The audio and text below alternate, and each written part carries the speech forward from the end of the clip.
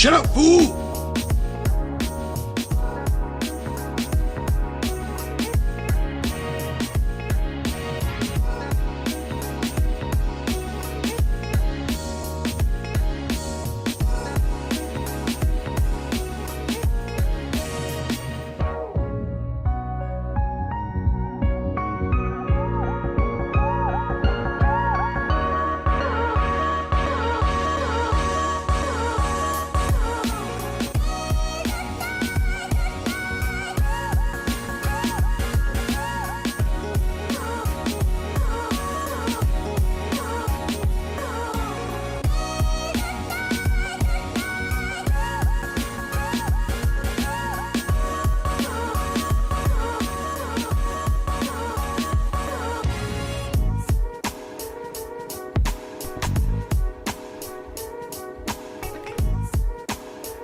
System's running a little slow today.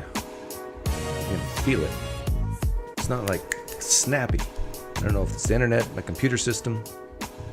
Don't like it. Don't like it at all. So Gary Habermas finally finished his book. I saw Shannon Q post a picture on Twitter that was 5 pounds.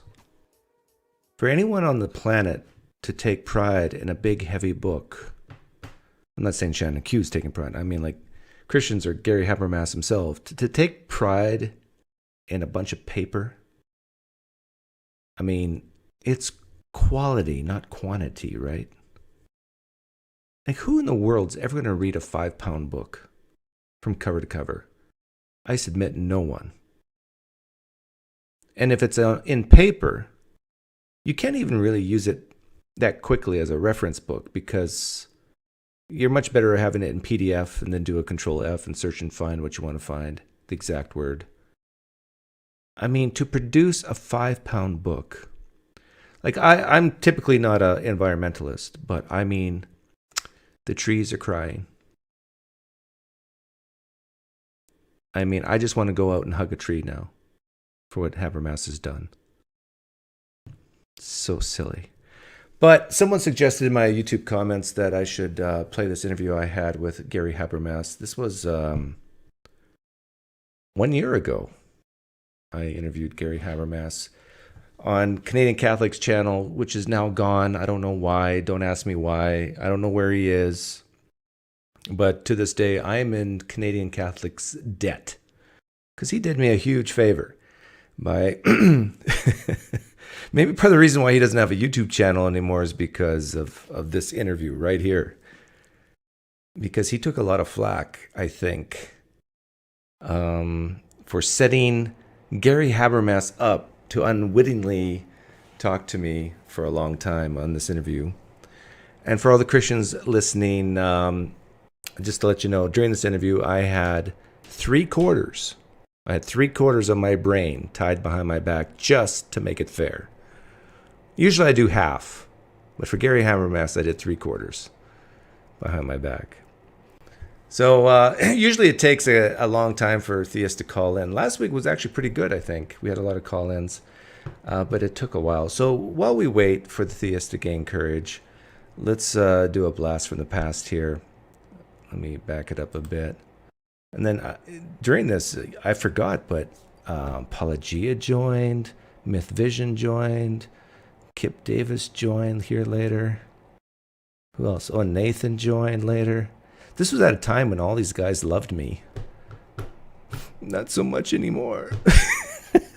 No, I think Apologia and Nathan still love me.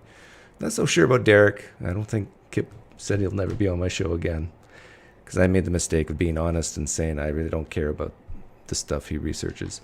Well, that's true, though. I don't. I really don't care what Habermas has to say, but it was fun to run my thought experiments by him. So let's take a listen. All right. Well, I've been getting so many things to do. Okay, Doug, you've been a big fan of Habermas for a long time. Well, I don't know if fan's the right word, but I have been following you, Gary, for a long time. And so I have a whole bunch of questions I'd love to ask you, but I want to put all my cards on the table. Like, I'm not a Christian. I'm an atheist. Used to be a Christian, but if you're a Calvinist leaning, then I would say I profess to be a Christian. And one thing that I think Christians like about me is I can sometimes resonate with them. And one thing that I think they would say is that something that apologists, and I know you're a historian, but would you call yourself an apologist as well? Oh, sure.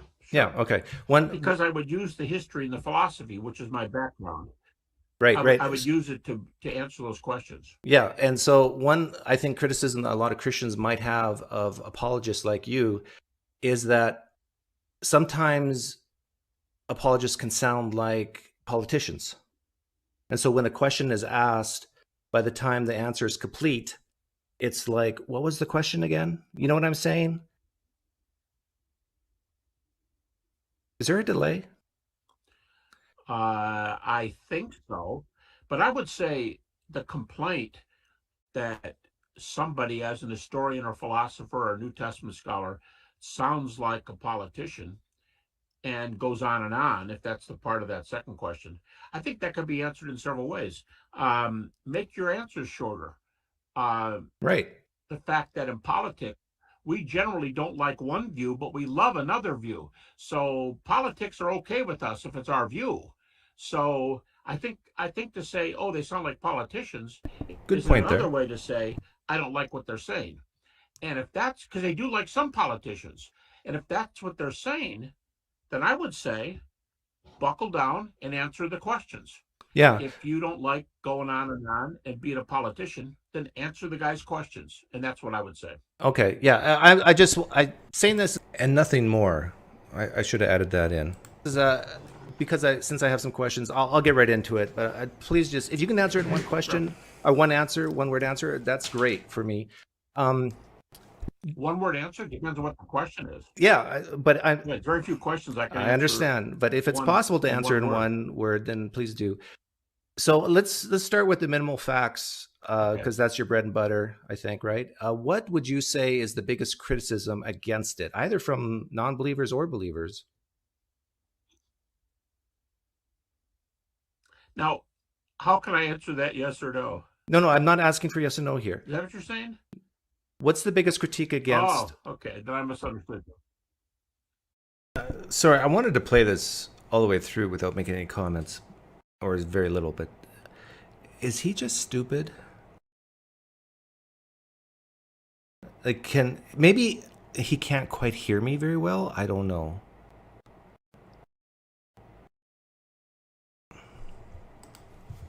The critique of the minimal facts. Yeah.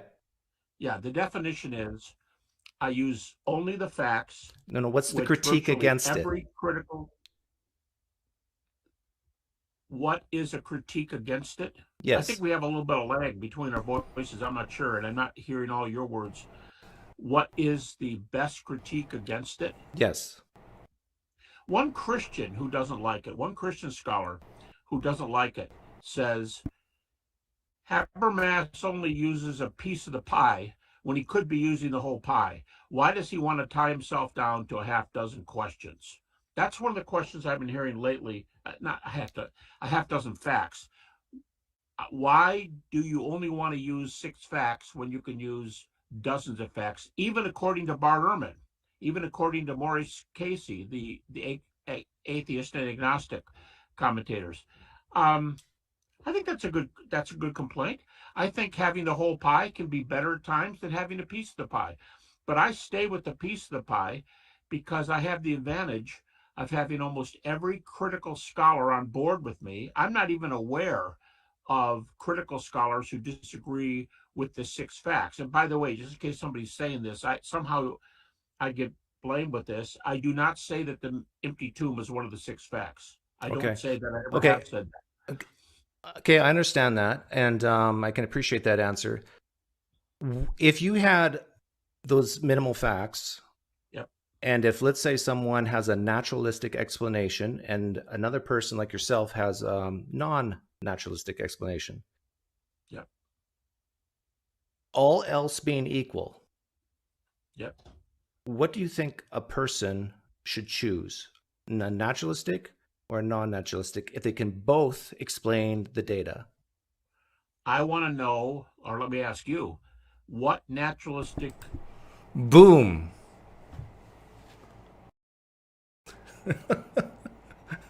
Chugga-lugga-lugga. Notice how he didn't answer? I want to ask you. Okay, maybe he does answer here. Let's rewind a little bit. The reason why this question's so uncomfortable is that it really makes Christians think, look bad if they answer supernatural explanations should always be preferred over a natural one. It makes them look really unreasonable, crazy. I want to know, or let me ask you. Should choose. Yep. What do you think a person should choose? A naturalistic or a non-naturalistic, if they can both explain the data? I want to know, or let me ask you, what naturalistic thesis explains all the data? Okay, Which can you one? answer my Yours question today? first? And then I'll answer yours. Okay, what question do you want me to answer? Which of those? If you have two hypotheses or two explanations, one's completely naturalistic and one is not, let's say supernaturalistic. Yep. And they both explain all the data and everything else is all equal. Do you think a person should choose the naturalistic explanation or the supernatural explanation? I think whichever one says they answer all the facts, the two should dialogue until they find out which one has an edge. Given about when I do this big thing of the resurrection, I have 140 questions to discuss. I think if someone's going to come up and say I can explain all this data with a natural thesis, okay, I'm open. If a woman is lying on the cement, seizing up, shaking, frothing at the mouth, should we say it's an epileptic seizure or demon possession? Which is your go-to? Maybe I should have said that instead. I'll say two things. I really am open, but I'll say two things. Number one, prove it answers it as well as mine does. And number two, what if I have additional information that there is a supernatural world? What if, for example, near-death experiences indicate that there's an afterlife, which I think is a very, very strong thesis. If I already know there's an afterlife. Yeah, I understand. Wait a minute. Let me keep it to a sentence or two. Okay. If there's an afterlife, and if I'm proclaiming that the resurrection is an example of the highly evidenced afterlife, I think both those possibilities should be considered equally, because if there's an afterlife, I want to know if Jesus is part of it. And the other guy says, no, the natural world is better. Okay, one question I would ask is, what's your evidence for naturalism? I can give evidence for supernaturalism. What's your evidence for naturalism?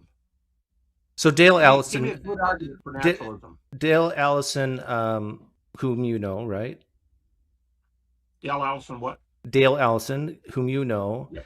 Yeah. He's a friend. Yes. Yeah, he says that you can give a natural explanation for the minimal facts that you present. And off the top of my head, I think he says something like, you can say that maybe Peter or Mary had a grief hallucination, and then that turned into social contagion. And he said something like, if someone in a small town says, I saw a Bigfoot, well, what do you know? Over the next few months, oh, I saw a Bigfoot too. And you end up having this type of naturalistic explanation that doesn't require any supernatural explanation, because all you're doing is explaining these minimal facts. You don't need, right? So what would you say to Dale Allison about that? A couple things. You're not putting Dale Allison in context, because Dale Allison has 2 big books on the resurrection. He does accept the minimal facts. He says you got to be open to challenges, which I agree, but he accepts the facts. And whether he accepts the facts is irrelevant to my question. Question is, if a naturalistic explanation can explain the minimal facts, and a supernatural, or your explanation, Gary Habermas, can explain the minimal facts, let's say those two explanations explain those minimal facts equally. Which one should you choose? Which one ought we choose?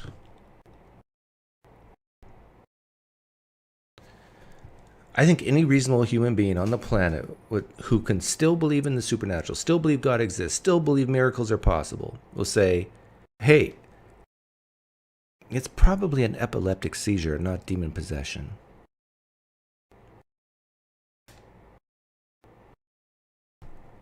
Secondly, he believes that Jesus appeared to disciples after his death by crucifixion, because he says, like I did, that there's evidence for an afterlife in a supernatural world.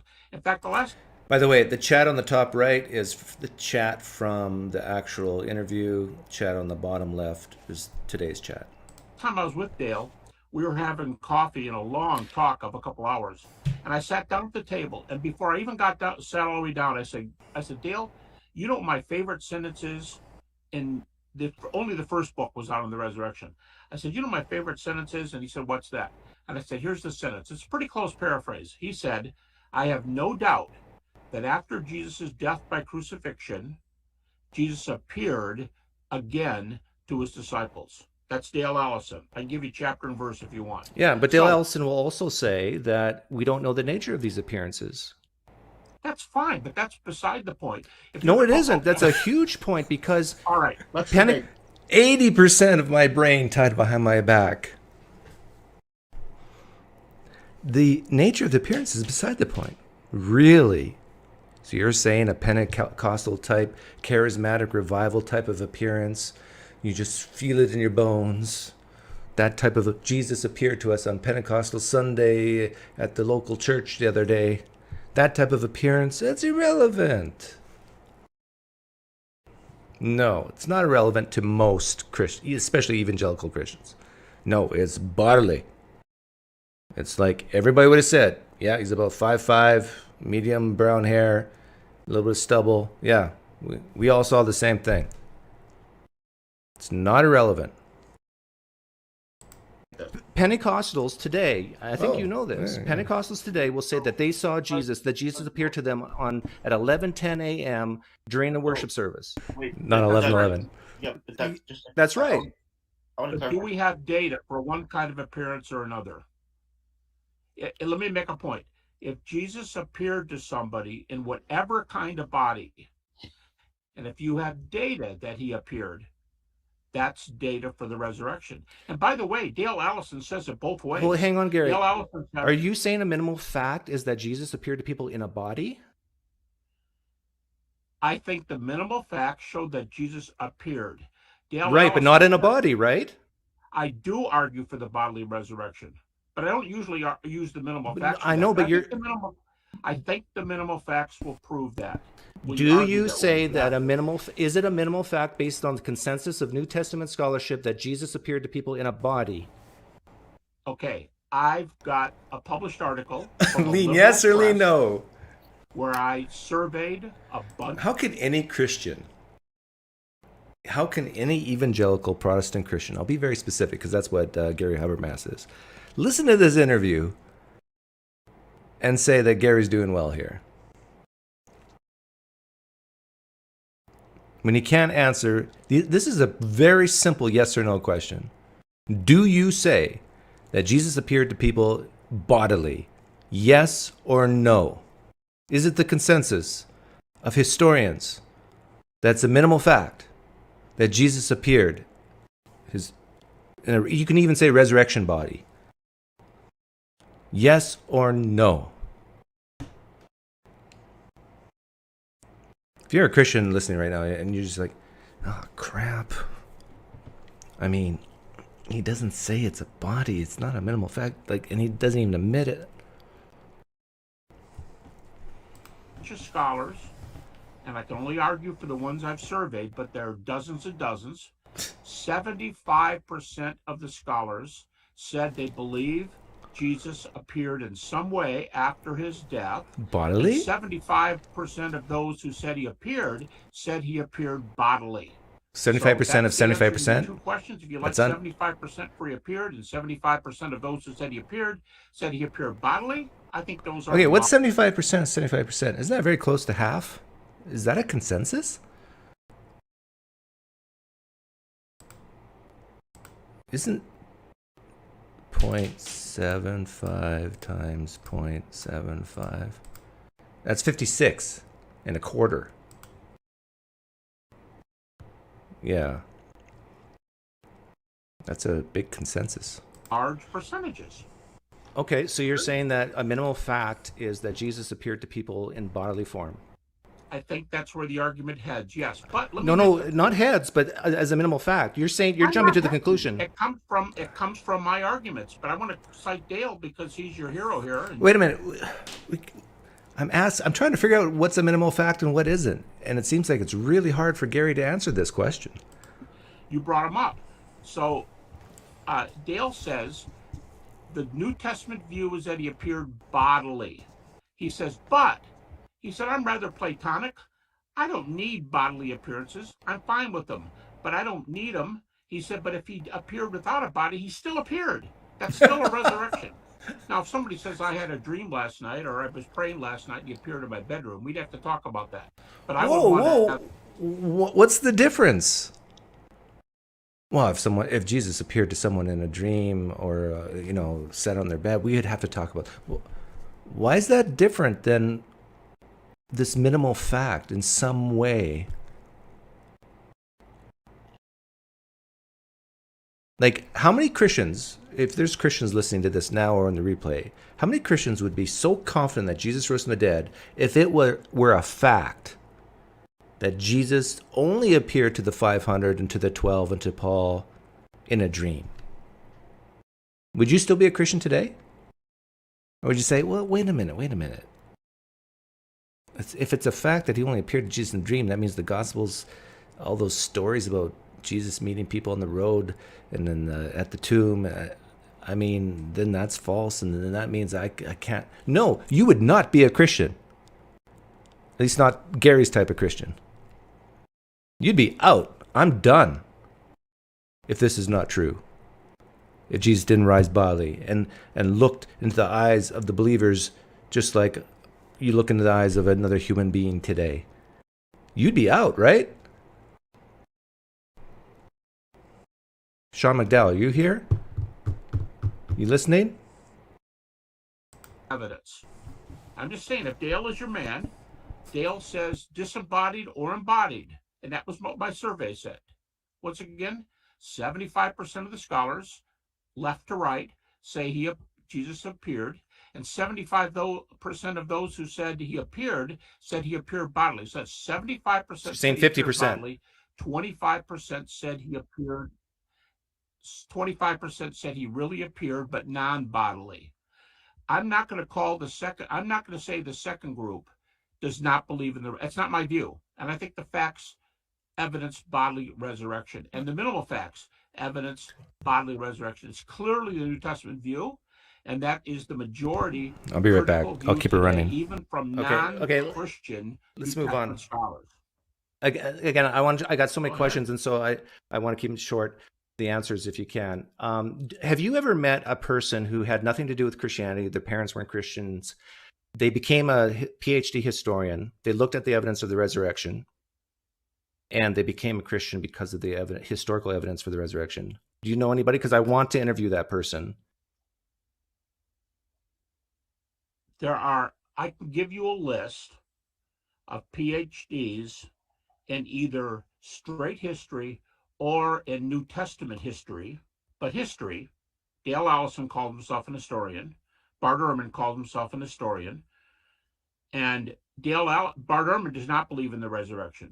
Did you understand does. my question? My question is, do you know anyone who was not a Christian They were converted. that they became a PhD in history, and then they looked at the evidence for the resurrection, and then they became a Christian because of... I get a suspicion that a lot of Christians don't like me on how I'm treating Gary. I'm not... when I make a comment like, do you understand my question? I'm not putting me here and Gary here. Like, do you even understand my question, Gary? I'm putting him as a peer, like, listen up. You're not hearing my question. Understand me. I'm not giving you respect just for being a PhD in this. listen to my question, and answer it. Of that evidence for the resurrection. Do you know anybody like that? Yeah, I think I could send you a few names if you want me to. Sure, I'd love it. There are a number of them. Now, there is a difference. If this is what you're getting at, there is a difference between those who say, Allison's an example, there's a difference between those who say the data are really good and maybe don't answer the question of whether they themselves believe in it. But they'll say the data are very good. That's not what I'm asking. I'm asking that it actually convinced them and they became Christians. Because of the resurrection. Because of the evidence, the historical evidence. Yes, I think there are examples. Like I said, I want to differentiate that so you don't say to me... Again, if you're a Christian listening, you hear the pause and then his answer. Yes, I think there is. He didn't say, of course, Doug, I can send you hundreds of names. He didn't say that. This should cause you to doubt that the people who specialize in New Testament studies, the history of it, the evidence, that as far as I can tell, there's very few, in fact, it could be zero, who had nothing to do with Christianity, wasn't raised in a Christian home, but became a historian of any sort, looked at the evidence for the resurrection, the historical evidence of the resurrection, and became a Christian. Oh, this is like done deal. I'm having so much fun here, but I'll take a call. Let me see here.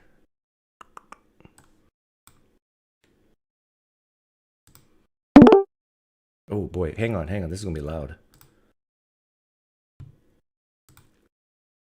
Can you hear me?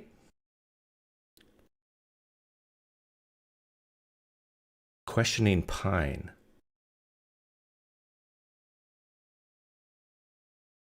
Yeah, you're on. I can't hear you. There you go. Now I can. But hang on, I gotta turn you down. Okay, go ahead.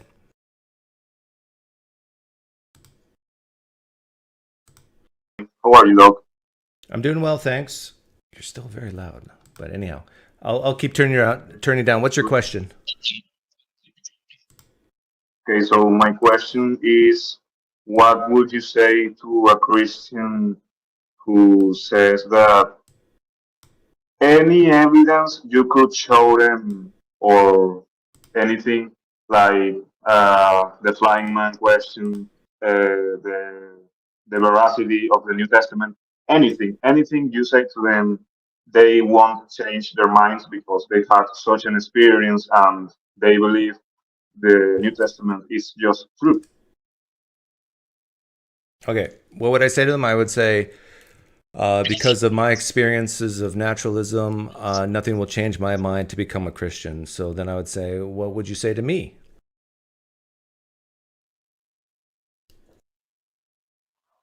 Okay, that sounds good.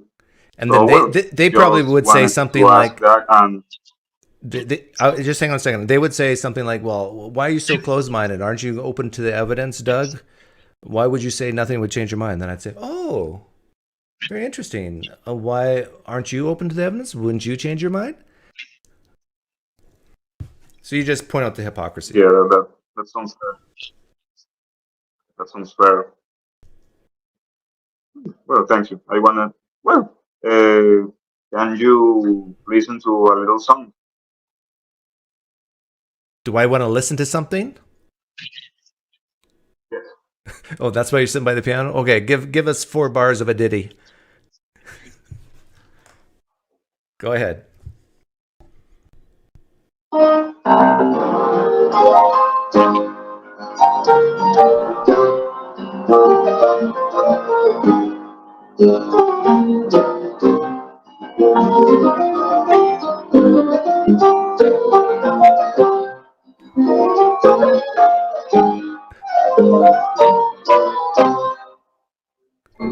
Not bad. Is that my theme song? I don't know what is your. No, that is not your thing song. No. It sounded similar to it, but yeah, it was very good. You got some skills there. Thank you so much. Thanks for calling. Okay, let's get back to.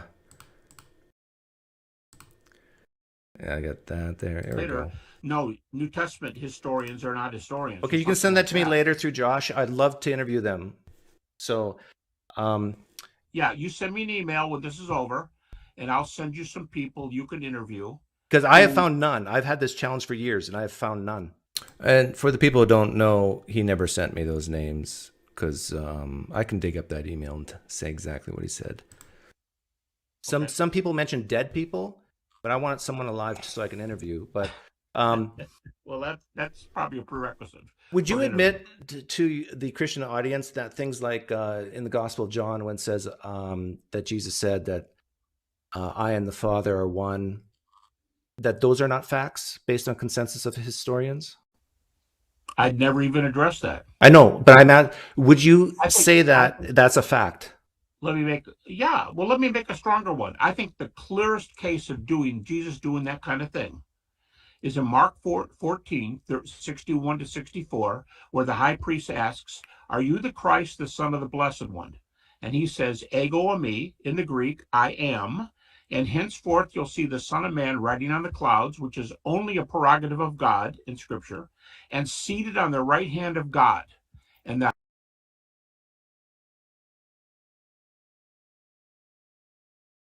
Sorry, I was muted. Christians, would you admit that?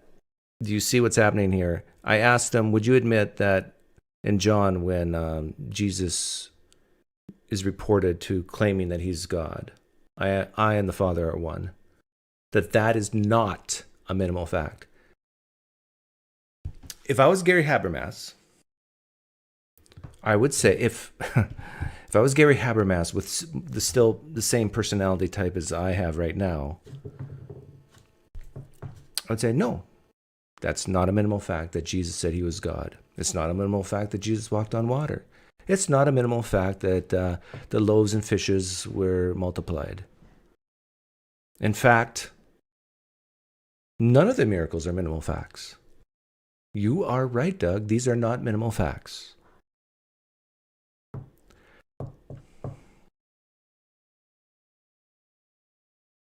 But it would be very, very difficult, I suspect, for a guy like Gary Habermas to say this publicly. But that's the truth with two F's. high priest tears his garment, an official proclamation of blasphemy, and says, "This man has blasphemed." I know the text, but that's not my question. My question is, do you think that based on the consensus of historians, they would say that's a fact in history? I don't know. I have not studied what the consensus of historians think about John 10. Okay. I and the Father one. I do not know their What? view. That's not my. What? In order to know what the minimal facts are, you have to know what the minimal facts are not. Right?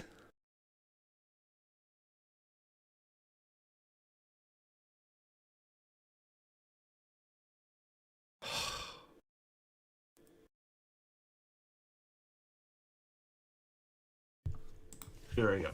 Would you say I've that never- would I've you never say, interviewed. okay, that's a fair answer. I would think they probably wouldn't. I Okay. would think they probably would not like the verse in Thank John, you. but the one in Mark is entirely open, and he even goes further than John does. Would you say that based on the consensus of historians that they would say it's a fact that Jesus walked on water? Probably not. It is a consensus of New Testament historians and critical historians who, you have to realize, critical historians who look at these things are very rare compared, because it's not their area. They're doing American history, North American history, European history, everything. But I will tell you this: I just read a critic recently who said all critical scholars, and I don't think it's that unanimous, but this critic said all critical scholars today believe Jesus healed and exercised. Now, that's not walking on water, but that's a comment about What? healing and exercise. Said all critical scholars today believe Jesus healed and exercised. Now, that's not walking on water. Okay, he doesn't mean exercise like, and one, and two. All critical scholars believe Jesus did Pilates. See, okay, Christians, I got to be serious here. Let's bring the house down. Let's be serious. Do you honestly believe what Gary Habermas just said?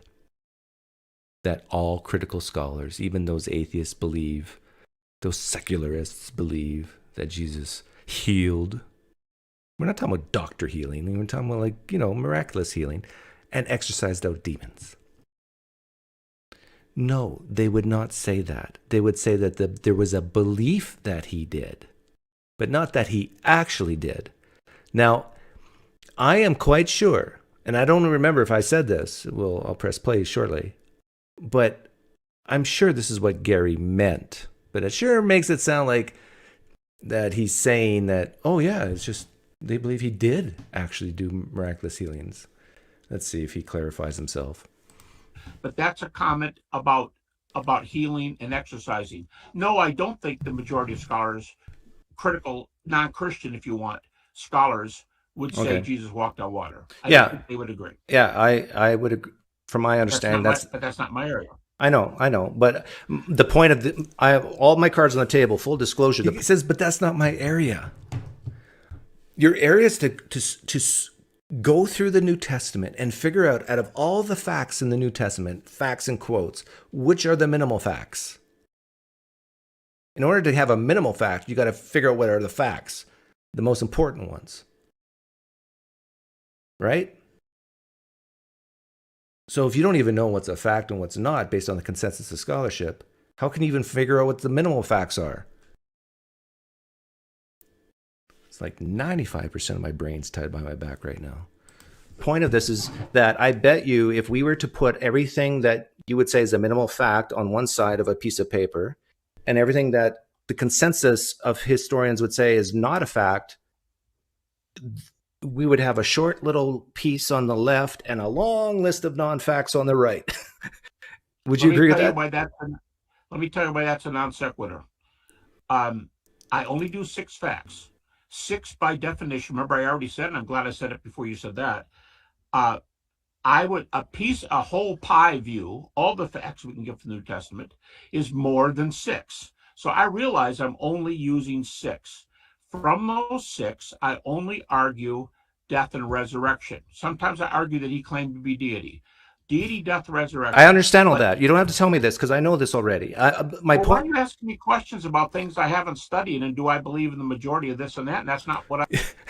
Why are you asking me questions about stuff I haven't studied, like Jesus walking on water? Jesus claiming to be God? He doesn't study those things? I was trying to find the email of when Gary Habermas emailed me and said he wouldn't send me the list of people who converted to Christianity because of the historical evidence, because I was a bad guy. But I did find this from Joshua, who's Canadian Catholic, March 14th, 2022, getting close to 2 years ago now. I just spoke to Gary Habermas. I won't talk about the details, but it seems like he's quite upset with you. He said that your buddies sent him messages that he considered harassing. My buddies? Who are my buddies? Someone in the live stream chat here? Did you guys send him emails? Let me know if you got this message, Joshua. I mean, Gary Habermas has a public email because he works at a university. Which university does he work at? I don't know. Or at least he used to. Anybody can email him at any time for any reason.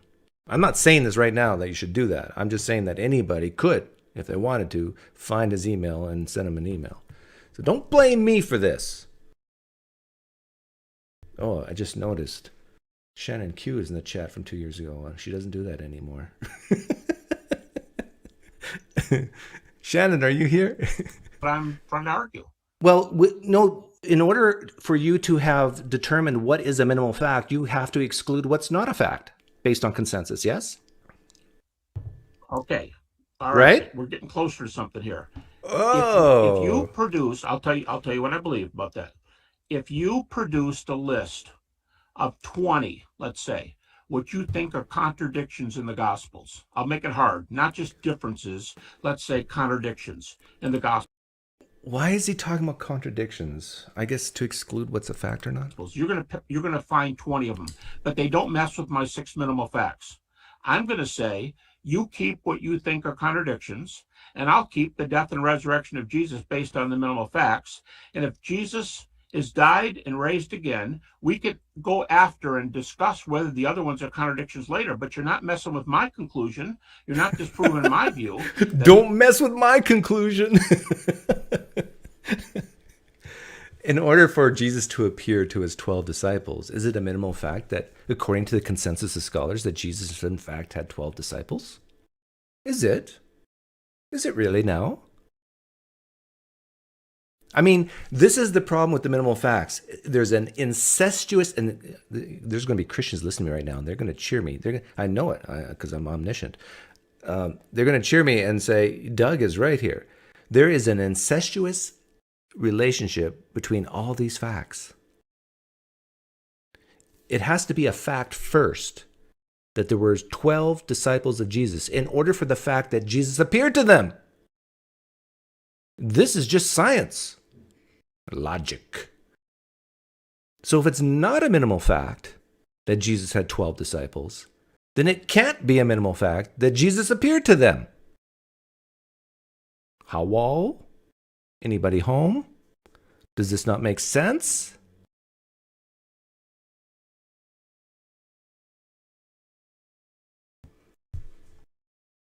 He died on the cross and was raised from the dead and was seen by his apostles afterwards, with Gail Allison concedes. Okay, So I want to to say, yeah, but look at all the stuff in the other Gospels. I'm not doing all the other facts in the Gospels. I want to 6 for a reason. I want to move on to the principle of analogy, because I think that's what's a big hindrance to non-believers, even Jews and Muslims who accept the supernatural. They still, will struggle with these things. It's just hard to believe that certain miraculous things happen. And what would it take to convince people that the miraculous did happen? So I have come up with the flying man thought experiment, and the purpose is not to make anyone look silly or push back, but just see. I bet you and I, Gary, are very similar in what we accept or don't accept if we hear claims. So here's how it goes: we're walking in the forest, and we stumble upon a partially buried book. We go, what's this? You and I open it up, and we just open it up at a random page. And on the random page, it says that a guy named Myron flew unaided across the Grand Canyon, just flew unaided across Grand Canyon. Now, I don't need a long explanation of why. I'm just asking, would you believe that happened in history if that's all you read at that point? I would tend not to believe it, and whether I believe in whatever my belief. No, I wouldn't believe it for just picking up the book. Okay. But I would require, no buts. Let's just go one at a time here, okay?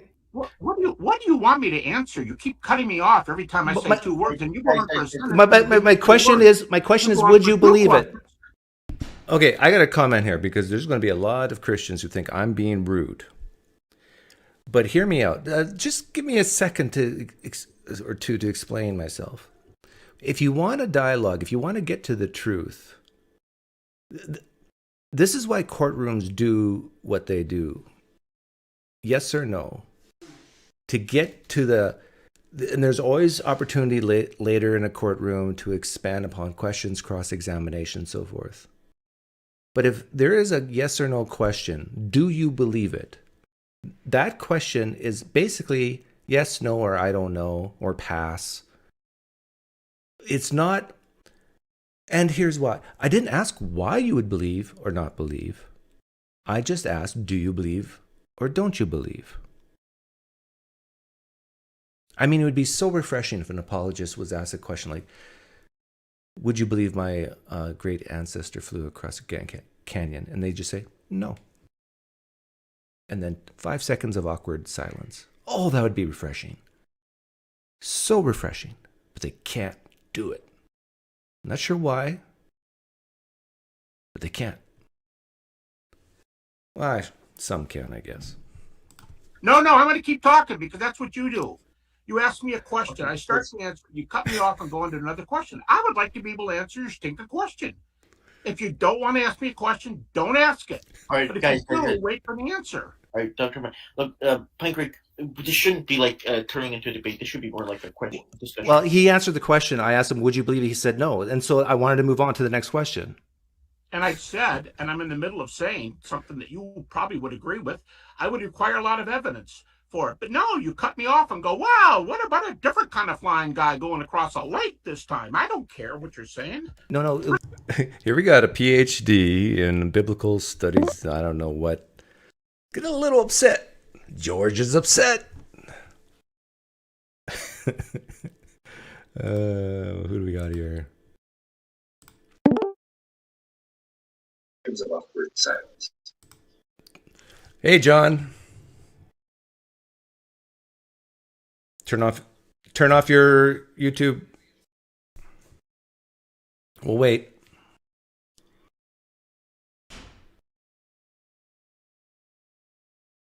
Yeah, poor Gary.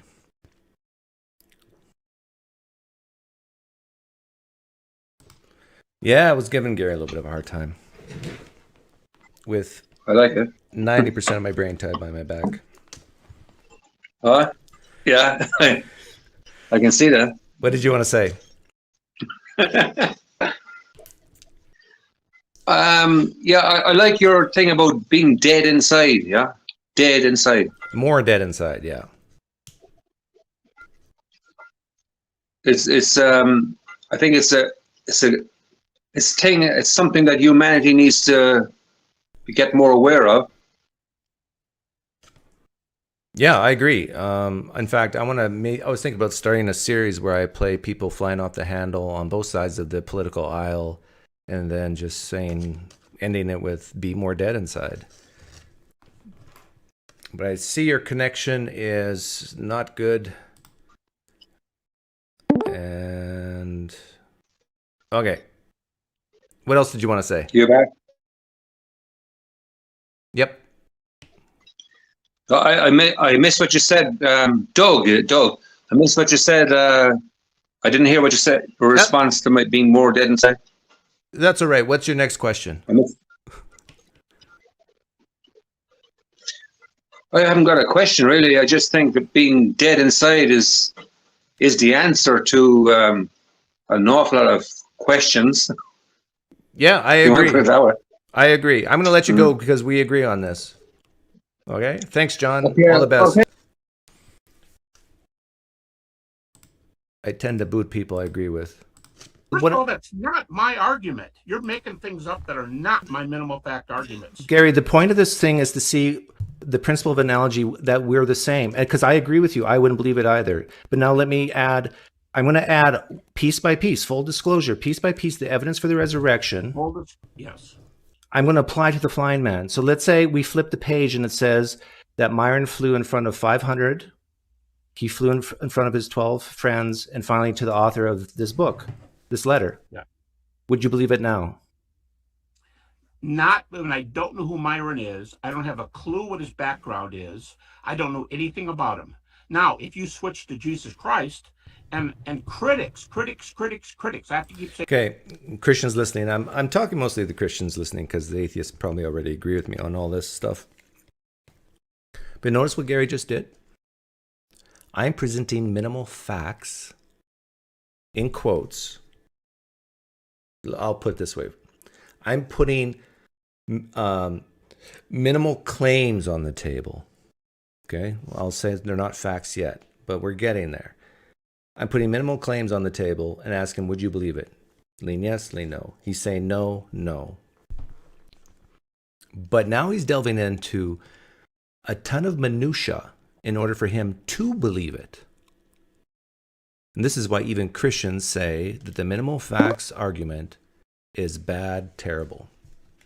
Saying this, and you don't like me saying it, but the vast majority of critics believe that Jesus was a miracle worker. The vast majority of critics believed he exorcised, whatever that means. He believed he was exorcising demons, so did the people. They believed it. See, this is what I said earlier. The majority of historians don't believe that Jesus actually miraculously healed people, walked on water, all this stuff. They believed that people believed it. This is like saying historians believe that Mormons in the 1800s in the United States believed that Joseph Smith got the very words of God on golden plates. It's a fact that God's words were on golden plates. See, that's how Gary initially said it. But then now he finally corrected himself and said, people believed that. It can be a fact that people believe false things. Know these things about Jesus. He lived probably the most famous ethical life in the history of the world. Had great Does that make something true? No. teachings. He is praised in every major religion in the world. Can a person be praised in every major religion of the world and still speak untruths? Yes. Now you go, now what if he appeared? That is your example of whatever the guy's name is, Myron, whatever. I'm not quite hearing you, but there's no analogy between Myron and Jesus because you have no background. You want me to believe a guy who hasn't been around, has never healed anybody, never exercises. Okay, I can give you the exact background. Never lives Okay, Gary, an good ethical point. life. Good point. So now I we have flip. to take it in the So we flip the page, and it life says. of Jesus. So we flip the page, and it says that Myron was known as a miracle worker far and wide. He walked on water as well as fly. He multiplied loaves and fishes. Would you believe it now? No, because I have to know a whole lot about his life. What kind of an ethical life does he lead? Is he into magic? Are any of these Is he into magic? Like Jesus was. I just did a short on this. I made a little clip, and in my standard, it's going viral right now, and it was like over 200 people watching it per hour. I mean, which is nothing for most YouTube creators, but that's pretty good for me, especially for a short. I mean, you notice how the minimal facts is now just abandoned? So I gotta know everything about his life. I mean, I gotta know his background. Was he an ethical guy? Was he a good guy? Was he into magic? Some people just bought Gary Habermas's book, the 5-pound book, in the past week.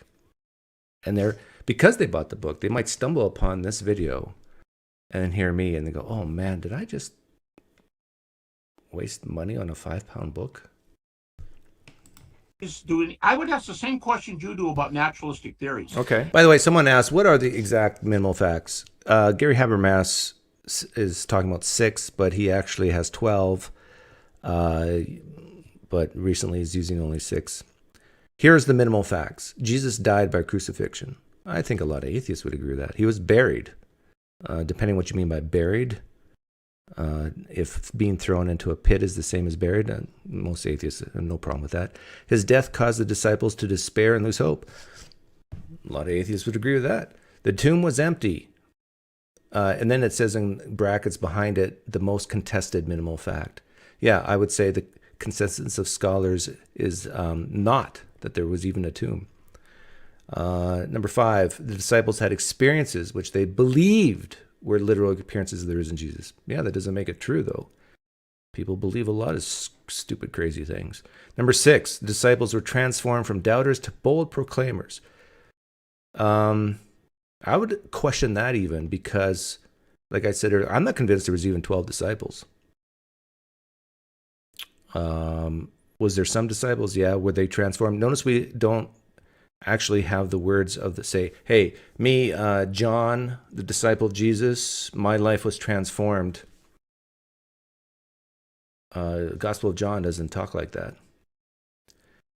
The resurrection was the central message. Yeah, that's fine. Just like Gabriel talking to Muhammad is the central message in Islam. That doesn't make it true.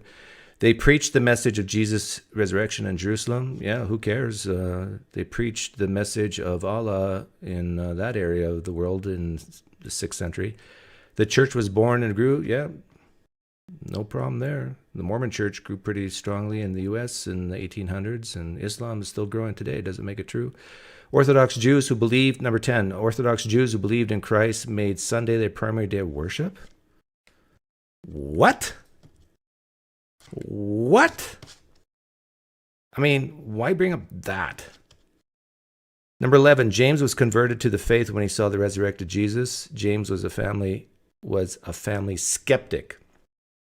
Yeah, wasn't there some family of Joseph Smith that also converted? Oh, but they recanted it, but then they came back. I don't know. Paul, number 12, Paul was converted to the faith. Paul was an outside skeptic. Yeah, he converted a couple of years after Jesus ascended into heaven. Then Jesus came back and then saw Paul, if it was bodily. If not, it was just a vision, just like other visions of many other religions. I mean, I have more respect for Christians who say, I'm a Christian because it feels good.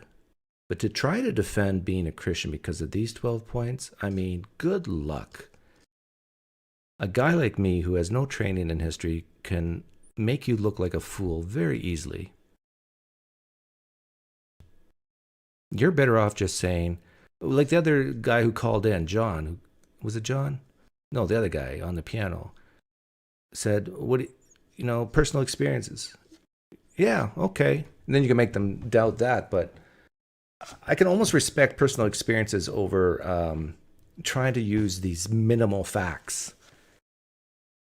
I just ran through 12 of them and very quickly, boom, boom, boom, took a knife to them, every one.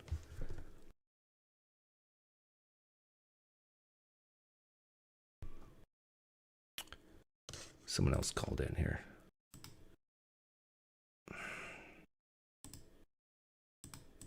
And I would welcome you to make up a naturalistic theory about the resurrection since you like Myron so much. That's a good question. Make a naturalistic theory about Myron, make a naturalistic theory about Jesus. Go for it. Tell me what happened with the resurrection. If Myron did leave... Okay, you notice what's happening here.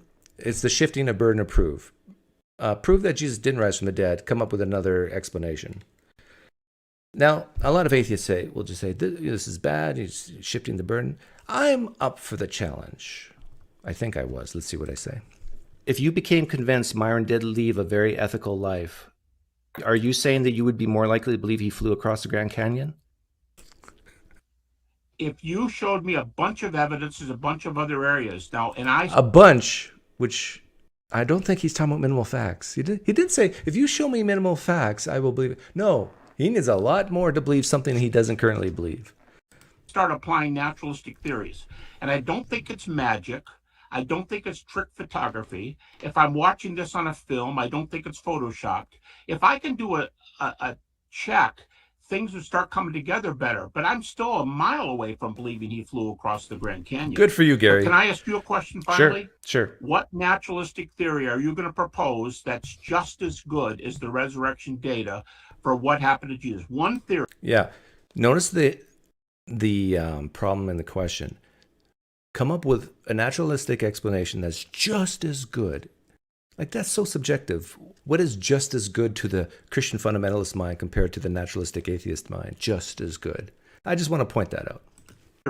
What is your favorite? I'll choose the same one as Dale Allison said when he talked to, I think it was Nathan on Digital Gnosis on August 12th, 2021. I have the transcript here. He said that the tomb is empty and you see the person, you say, oh, the resurrection of the dead has begun. So you have this idea that people of that time believed in the resurrection of the dead, or Jesus had risen from the dead. And probably what you would do, this is where it starts, you would argue, and I would argue, that there was a social contagion, a psychological contagion. Once one, maybe two people see Jesus, then it just becomes kind of like, once it's odd, and then he goes into the Bigfoot thing I said earlier. And so he goes. I shouldn't have read from the transcript. I should have just paraphrased because, the transcript doesn't capture it. But here's the naturalistic explanation. 1, the New Testament is not reliable history. It's mostly fiction and myth. 2, there was a guy named Jesus who walked around, had a following, maybe even claimed to be God. Doesn't matter. 3, this guy died. His followers sad, very sad, as Trump would say. 4, they had one or two of them, just takes one or two of them, had some type of grievance, dream or hallucination, vision, let's put it that way. that is very common. When people, loved ones die, they have some type of sensory experience of that loved one.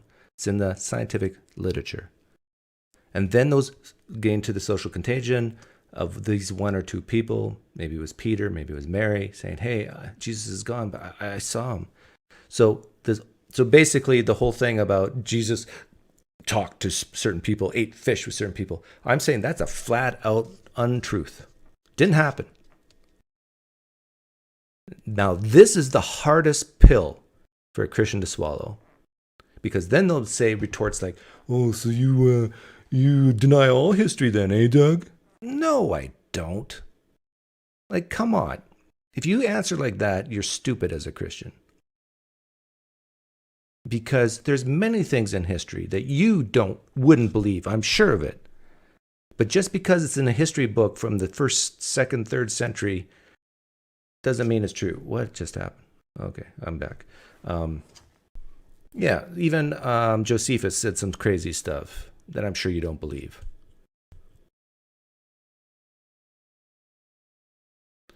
And then the religion grew. It grew very slowly at first, then it grew very rapidly. It was the right time and place in history, like in Rome, where you have infrastructure and roads where it can actually spread. But again, just because something spreads and grows doesn't mean it's true. Look at Islam. Very simple, naturalistic explanation. Jesus died, probably was thrown in a pit. Even if he wasn't, even if there was a tomb, a naturalistic explanation is it's more likely that the body was stolen and sold for parts because people knew that Jesus was this famous guy. Then he actually rose from the dead. You'd have to be an idiot to say it's more likely he rose from the dead than it was stolen. You would have to be just so indoctrinated and so close to that possibility. It's not a possibility, it's a likelihood. You would have to be so entrenched not to just automatically say, yeah, of course. If today a grave was empty, you would say, oh yeah, it's more likely someone dug it up and took the body out rather than someone rose from the dead, right? But Doug, he appeared to people. It's more likely, yeah, decades later, someone wrote that he appeared to people, that it's a made-up story and that it actually happened. But a lot of Christians just can't do it. They have this idea of the New Testament and the Bible in general as being so special. God's word, inspired, breathed into. It's so special. They can't fathom the idea that there might be flat out non-truths in there. They can't accept that, because if they do, of course their whole worldview crumbles, and then they're scared that their kids will become trans. Let's see here. Yeah, okay. Goes on. I can send this to you, and he gives a naturalistic explanation. He said, that's enough. I'm familiar with that theory, and I can tell you 5 other skeptics that hold that theory. But I can ask you this very simple question. So, 1 person, 2, 3 people, whatever you said, believe he was raised from the dead. Social contagion, the belief that he was raised from the dead spreads, and so on and so on. Now, you've got people like the Jesus Seminar rates the appearance to Paul red, which is an almost sure event. At least Paul thought so. Peter is pink. They also said to the women, that's the Jesus Seminar, who reject 90% of Jesus's red letter words. Mm-hmm. Okay. Not that they believe those things, but they believe that that's the way they rate the events in his life. You have to argue with them on the colors. Red is the highest anybody can get on any fact, and they rate them that way. If these things happened, are you going to believe that you got a red for Paul, a pink for Peter, according to the Jesus Seminar, and a red or pink, they don't give a color for the women, but they added a footnote that the women also saw him. You've got multiple people seeing him, whatever it amounts to. I want to know how social contagion and an idea... See, Gary's making my point, what I just said. He's accepting the text. that when it says Jesus appeared to people, he appeared to people. He's just accepting that. Now, if he's doing that, if he's accepting that, then why do you need the minimal facts? Just read the part in any gospel where it says Jesus, or Matthew, Luke, or John, where it says Jesus appeared to people. You're done. You don't need any minimal facts. Jesus appeared to Mary. He resurrected. Done. If you believe that verse, that Jesus appeared to Mary, appeared to Peter, appeared to John, if you believe that at face value, what the heck do you need minimal facts for? You just read the text, you're done. It blows my mind how stupid this is. It blows my mind how Christians cannot see this.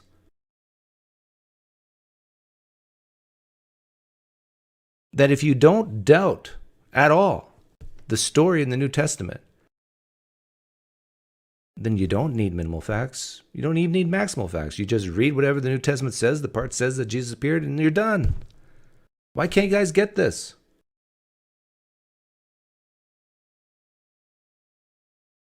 Can someone explain to me why they don't get this?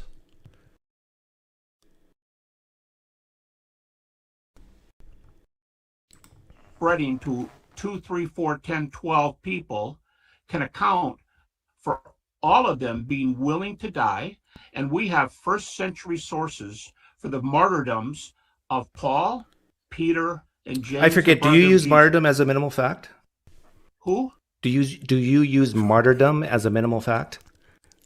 No, I believe that. See, now, notice what he's doing. He's trying to defend Christianity, not using minimal facts anymore.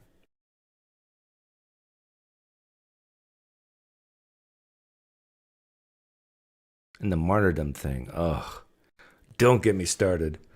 Why are you bringing up other facts then? We're talking about explaining the minimal facts. Not.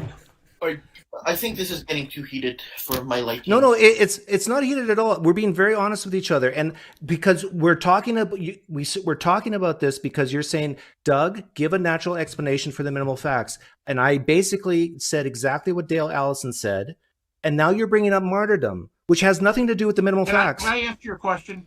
Yeah. Number one, Dale Allison may have said that, but he doesn't believe it because he believes in the resurrection appearances. He said so. Secondly, No, I got to practice being more dead inside because I'm actually getting so excited how easy and fun this is.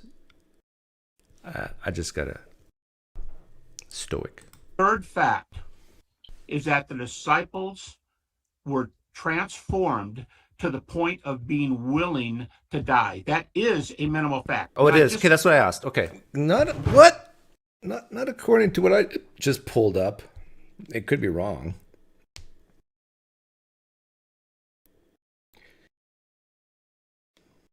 Not there.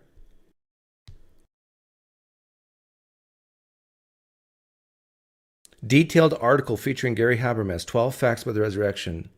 The 12 listed in Gary Habermas's article are thus. The word martyrdom, willing to die, is not on here. Hang on. Bold proclaimers. No. It's not on here. So I'm not sure what he's talking about. Maybe like there's the minimal facts have changed over the years. It is. And I simply footnoted that I don't have to have deaths for the disciples to make my point, but I just added, like you would add a footnote in a manuscript. I said we have first century evidence for the deaths of Peter, Paul, and James, 2 previous non-Christians. Okay. But my fact. First century evidence for the death of Paul, Peter, and James? The Bible doesn't mention Paul's, or at least it's not in Acts. Is that true? Can someone fact check that? First century? I thought it was second century. And then you'd have to ask a question about how do we know they died for their belief in the resurrection and could have recanted and lived? We don't. My minimal fact is, I'll state it for you, just that one.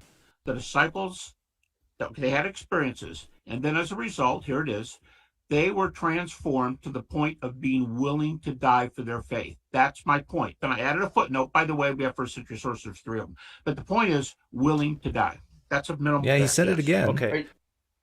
Right. I would love to bring up I don't know if you can see it, Gary, but Oh, this. I came up with the minimal facts for Mormonism. Can you see that? No. I Can you- can see the word facts, and I can see Joseph Smith. Okay, well, let me just read it to you. So here's the minimal facts for Mormonism. Joseph Smith taught from the beginning. He was translating from the plates. I'm sure you could find 19th century historians would say that's what the Mormons, that's what Joseph Smith taught. Minimal fact number 2, Joseph Smith's 3 witnesses, Harris, Cowdery, and Whitmore, at the same time saw the angel Moroni and the golden plates. Therefore, it's not a hallucination because we got witnesses. Number 3, Joseph Smith and his followers were willing to suffer and endure martyrdom for their preaching. He never recanted. Minimal fact number 4, Joseph Smith was an uneducated farm boy who could not have written the Book of Mormon. Therefore, it's not natural in origin. So I don't believe in that Mormonism is true, and I'm sure you don't either. What is the natural explanation for these 4 minimal facts? Oh. Okay, how about the view that, now I have to check this out, but this is what I understand. It's pretty close to this. It's not exactly this. If you look at the front of the Book of Mormon, that tells you, or at least some of the copies, that tell you who the witnesses were to the plates that Joseph received from Moroni. Okay, you guys remember the question I asked Gary just now? What is the natural explanation for these 4 minimal facts? Gary Habermas could say Joseph Smith was a con artist. That's an explanation. Joseph Smith was crazy. That's an explanation. He lied. He made up stories. The witnesses lied, made up stories. Maybe Joseph Smith had golden plates actually made through some, what do you call it, blacksmith or whatever, and showed it to some people and told them it was from God when really it wasn't. There's an explanation. Joseph Smith was willing to suffer and die. Well, what's the explanation? Maybe he didn't have time to recant because it was a shootout, and if he would have, I mean, this is the type of answer I was expecting a normal human being who's not being defensive to come up with. Let's see what he says. Okay. Those witnesses who are listed there, who's not counting the ones whose name is Smith, the other ones either left the faith or apostatized, got kicked out of the church. But we're talking about minimal facts. You're bringing in other facts. How do you explain these minimal facts? No, I don't have any idea what you're asking. I'm responding. My minimal facts say Jesus' disciples were willing to die for their faith. You're going, well, don't bring that up. That's a different thing. No, it's one of my minimal facts, and I'm saying, Well, you apply that to Joseph okay, Smith, okay, yes, I take it back. but if these people all walk away from their faith, would it bother me if Peter walked? No, he's still bringing in other facts. Like he's saying, well, later on they recanted. But that's not part of the minimal facts. The fact is we got witnesses to the golden plates. How do we know that Peter and Paul recanted just before they died? Well, we have no evidence of that, Doug. Well, we have no evidence that they didn't. So there, no. Prove that they didn't. I bet you it was even written down and the Christians destroyed it so they could keep the faith stronger. That happens all the time, right? Governments destroying evidence that make them look bad. Well, religions destroying evidence to make them look bad. Happens in history all the time. Reasonable. Prior probability is not 0.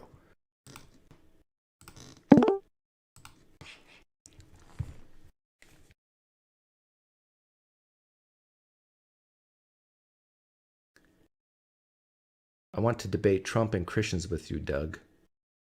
Ugh. Michael, your connection's not good.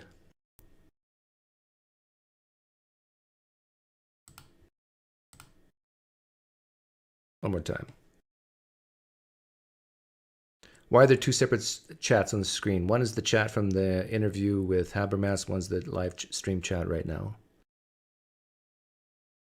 We're almost done the interview with Gary. Walked away from his faith and gave up. Would it bother me if Paul said later, I've waited for too long, Jesus hasn't returned, I'm leaving? Would that bother me? Absolutely. Would it bother me if one of them said, I've been thinking about this, I don't think I really saw him? Yeah, it would tear me up. I don't think I could believe in the resurrection. But the guys in the Joseph Smith illustration, they leave, or they go to another religion, or they're kicked out. Not all of them left. Not all of them were kicked out. And one, I think, did leave and came back, and still, to the day he died, said the testimony of Joseph Smith was true. Second, if I understand it correctly, and I'm no Mormon scholar, but if I understand it correctly, when they saw the golden plates, they were on the table with a cloth over them. They didn't see the actual gold or the plates. They were told, oh, yeah, there's golden plates under there. And they're looking at a cloth. They don't see them. Third. So hang on. Let's stop. Can you stop on that one? Because that's really good what you just said. That they actually didn't see the golden plates. It was underneath the cloth. Isn't that similar to? I'm not a Mormon scholar, but I understand they did. Yeah. No, I probably agree with you, but I was just going to point out that one could produce an analogy to Jesus, because the word appeared, that's sort of like having that cloth over the golden plates. In what sense did they really see the golden plates? In what sense did they really see Jesus? Right? Did you see that analogy? The Greek word. No, because the Greek word, by the way, the Greek word, look this up in a Greek lexicon. The Greek word arao, and Allison will agree with me, Erman will agree with me, everyone will agree with me. The Greek word means Jesus initiated the appearance, and he made it so that he was seen. There's no cloth. They saw the person. I know there's no cloth. Believe what the text says. Let me cut it. Come on, even if you're a Christian, I know there's going to be some Christian apologists watching this later, maybe here right now. You got to admit, this is so stupid that Gary's not picking this up. When he says, there was no cloth for Jesus. But do you get the analogy? It gets to the idea that when a Mormon back in the 1800s says, I saw the golden plates, even though there was a cloth over it, it's like Jesus appeared to me. In what sense did Jesus appear to them? In what sense did you see the golden plates? Like you saw the outline underneath a cloth? We don't know what these appearances, the nature of them exactly were. It's a beautiful analogy. I'm glad he brought up the cloth. Give Michael another chance.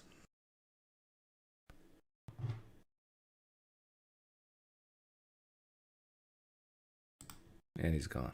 If I may cut in. So, Doug, we have to be fair to Dr. Habermas. I mean, he's been answering your question for 35 minutes. I just want to take 5 more questions from somebody else in 5 minutes, and we'll be done, because he's gone on for quite a while. Can I respond to what he said about Dale Allison and the appearance? Because I have a quote from Dale Allison here. Because we need to move on to really quickly, because I think that Dr. Habermas' time is up. And seminary was putting them in the pink, or they're on a level where we think this is credible. Allison in his book says he goes straight to Paul's first. I mean, look, let's be honest. You don't know, if you go with the earliest gospel, you don't know his birth. Okay. Oh yeah, the good old days. Good old days. Look at the kumbaya going on here. Okay.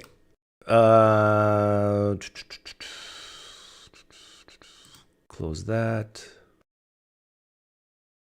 Close that.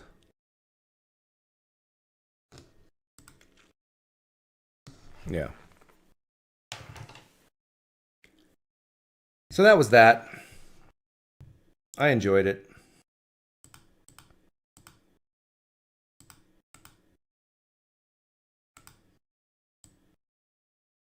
Yeah, McClatchy would be agreeing with me right now, actually.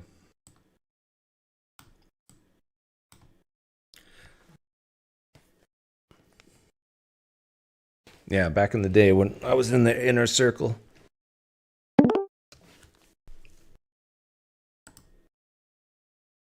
Participants want a hybrid meeting. No. Michael's trying to call in, but his connection's terrible. Eats eating once in. But he just wants to talk about Palestine and Israel.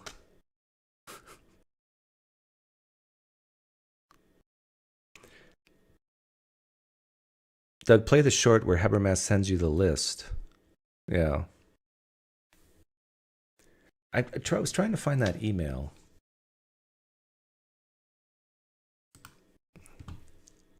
Let me see if I can find it here. Habermas did email me a long time ago.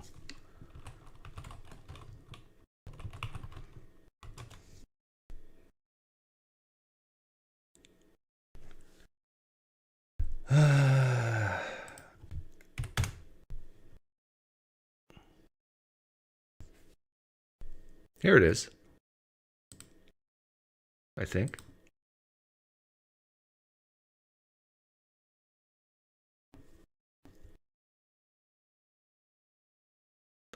Okay, yeah. February 12th, 2022 at 11:11 a.m. Like, what's the chances? 11:11 a.m. Gary Habermas sent this. I answered that question on air and immediately finished the program and came up with a list of half a dozen relevant names. I am corresponding with a German PhD historian now who may well make another name, 3 Germans altogether, but I've decided not to send the names. I did this in good faith as I anticipated a friendly dialogue, but several people wrote to me after the show and told me what they said they had observed with you on other occasions. That's all I will say about this.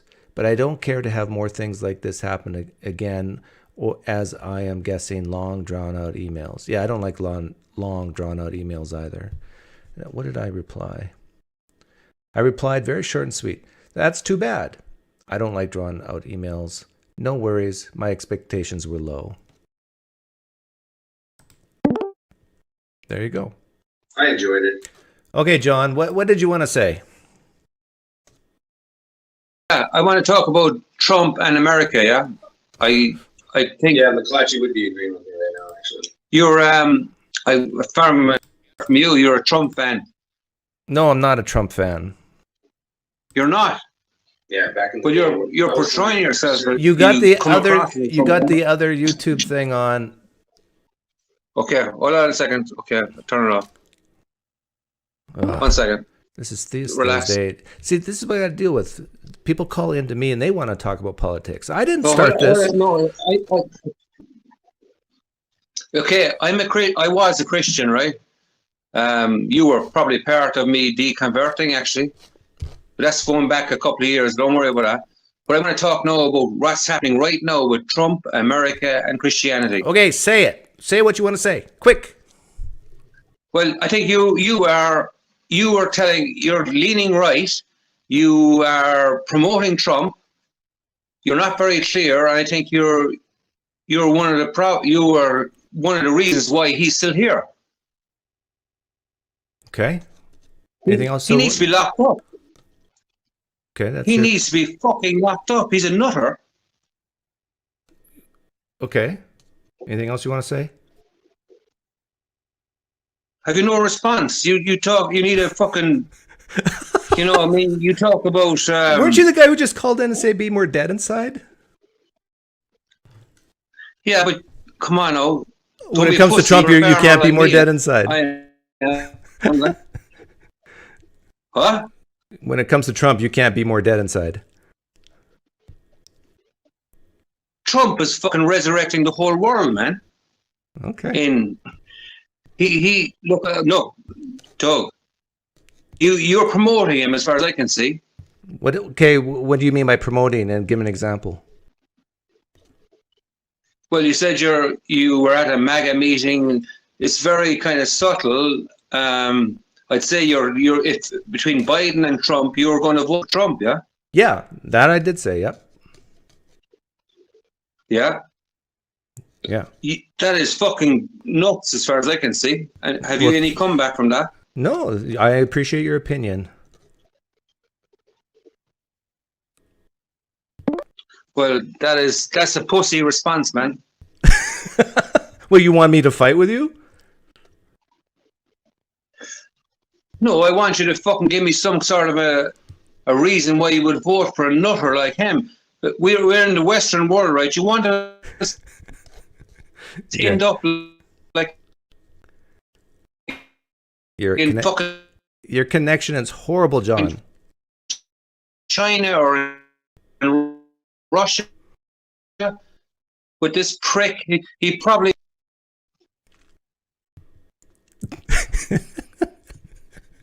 Yo, do you know what he's going to do? Can you not see it, right? He's going to. What's he going to do? If he doesn't be put in jail, he's going to fucking get. If he gets voted in, right?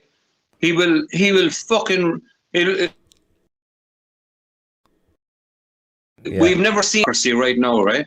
And it's been just Mike, liberty. And John, your connection. This prick has come in, right? John, your connection's just really bad. You're breaking up.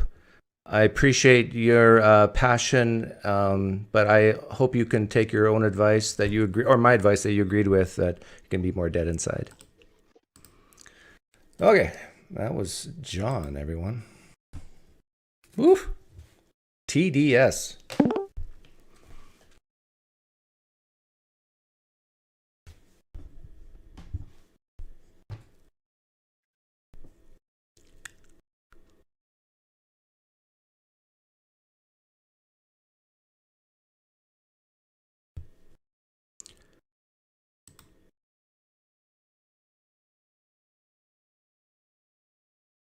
Henry Hansen says, let's get back to religion.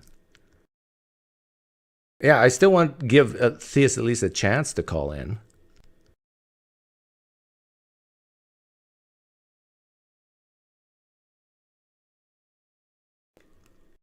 I'm hoping Michael's a Theist, but his connection is also bad. What's going on today?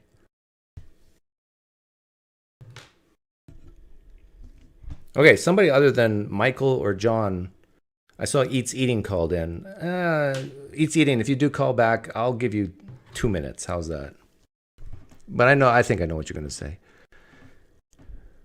Yeah, you're going to agree with me that the New Testament is not reliable and the Quran is, right?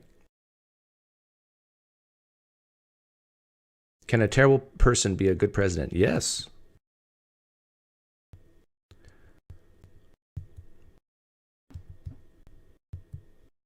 A terrible person can be a great surgeon. A terrible person can be a great plumber. A terrible person can be a great president.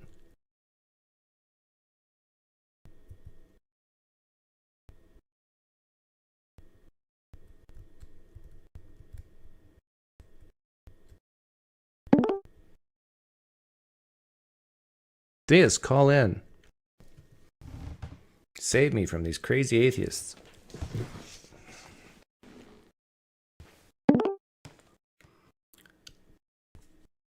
Michael, if you can hear me, try using Chrome. If you're not, there you are.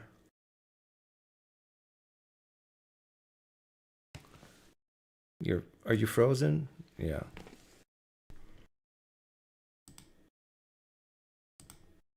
Give up, Michael. God doesn't want you here. Give up, Michael. God doesn't want you here, nor does Satan.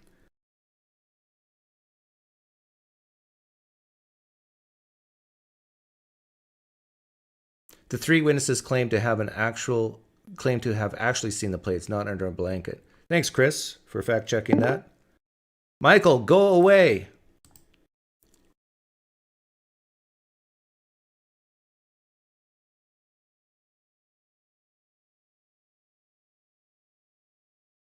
I don't know what happened to the Canadian Catholic. Maybe he just decided that YouTube wasn't good for him. And I respect that.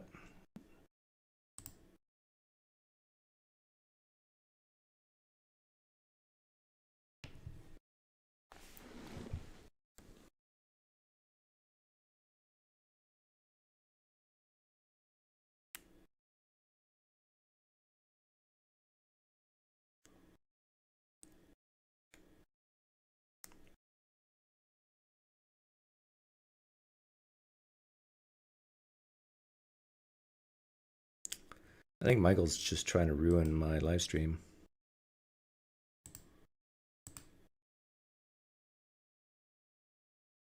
He doesn't want anybody to call in, so he just keeps plugging it up. It's a shame.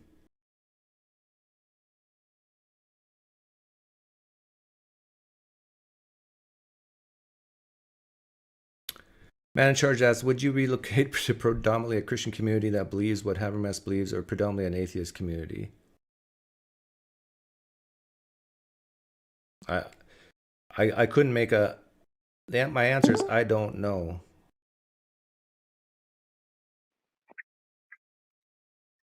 Michael, I can hear you now.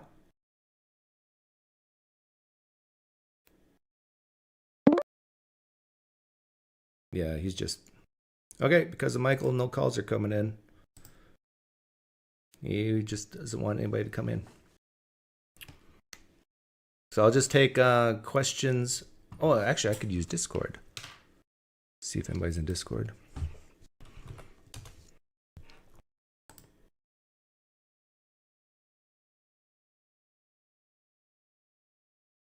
Is anybody at the Religion and Politics? I had a good conversation with some Catholics last time. Wow, there's a lot of people in Clubhouse. Christian chat. Mr. Batman. I remember him. Let's see what they're talking about.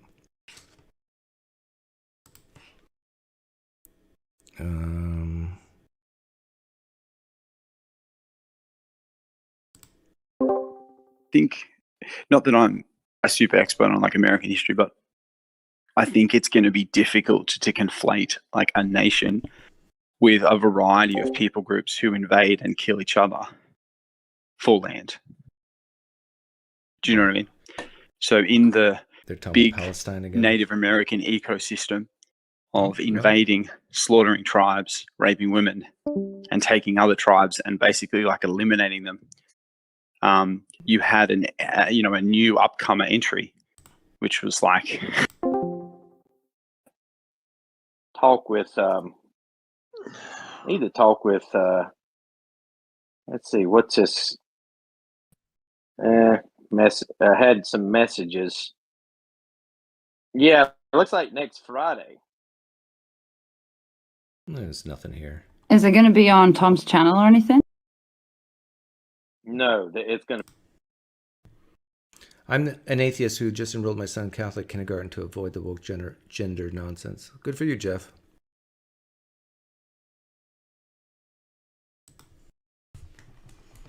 Let's see if Michael's still clogging up my whereby.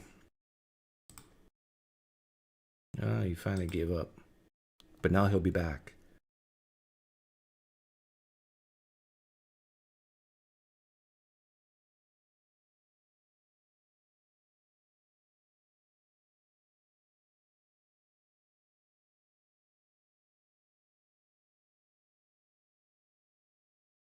So the room is currently open.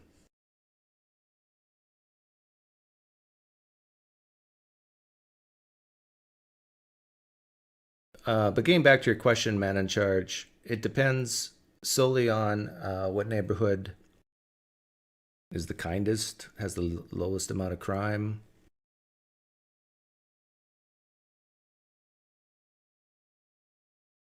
And you can't make that judgment just based on whether you're an evangelical Christian or an atheist.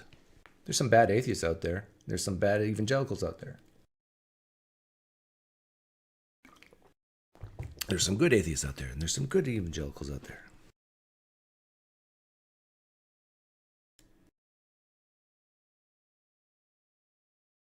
It's about actions.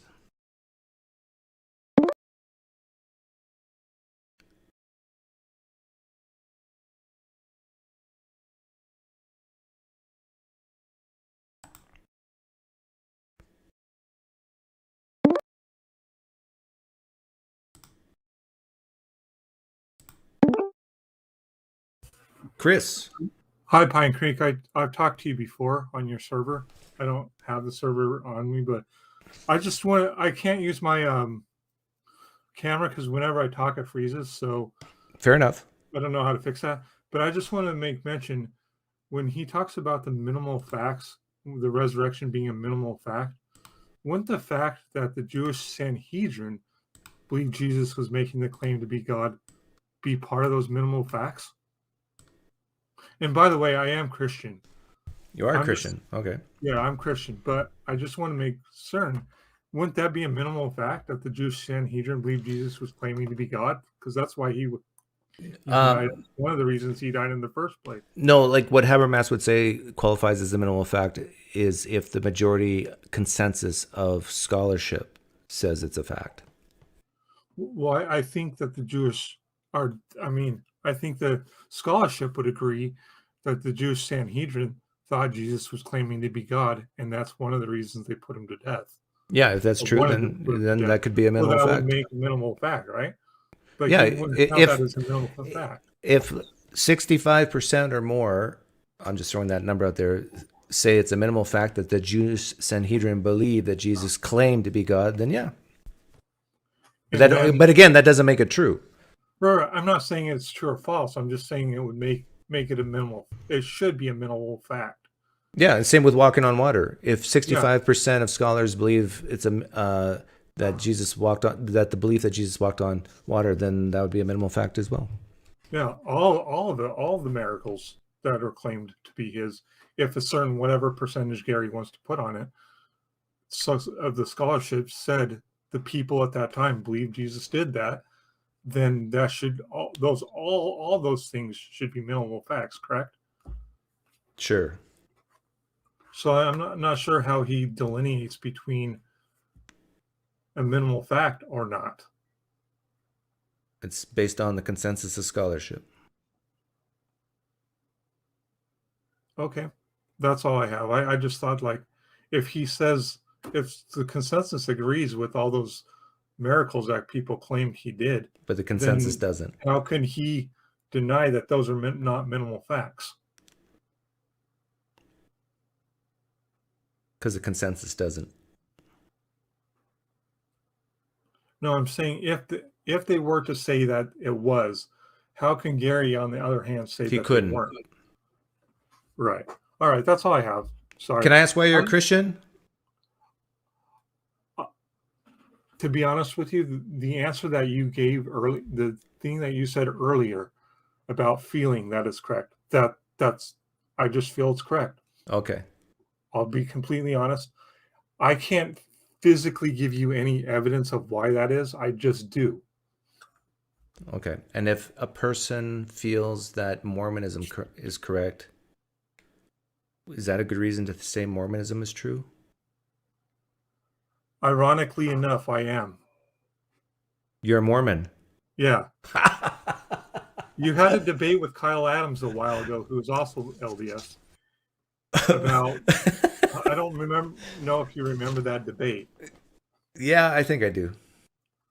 I would have never argued his points because those points are stupid. Okay, since you're already a Mormon, let me change it. Can you name for me a religion that you believe is false? When you say, do you mean as a whole? Or I mean the core propositions, what it really is saying. I believe, as you could well guess, I believe the Trinity is wrong.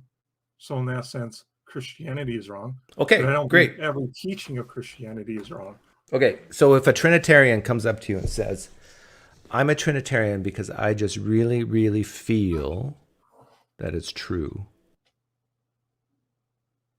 is there anything you could say to that person at that point to convince them that that's a bad reason? Let me back up. Do you think that's a good reason to think the Trinity is real and true? For that person at that time, maybe sooner or later he might not think it's true. I don't know. I can't. No, for you. Yeah. Do you believe, if someone says, I believe the Trinity is true because I feel it's true, do you think that's a good reason to believe the Trinity is true? Oh, no. No. Why not? Why not? Can I pause for a moment? Yeah. You're coming from a non-Christian, a person who used to be Christian who does not believe there's good evidence to believe there's a God, right? Correct. So my personal experience would not be considered evidence for you. So here's the argument I have against the Trinity.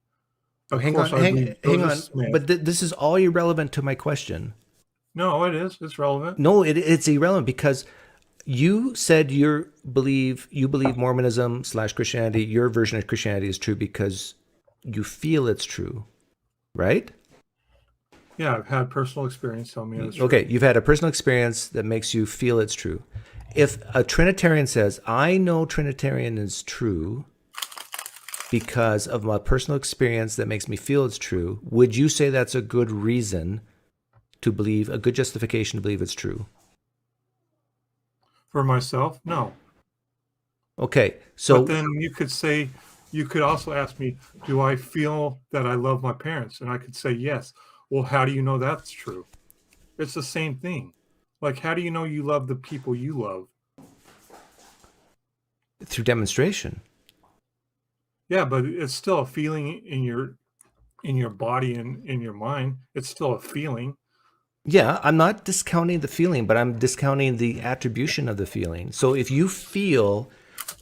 a person says, I feel the concept of the Trinity is true because of a personal experience, and they feel it's true, you just admitted to me that is not a good reason to say the concept of the Trinity is true.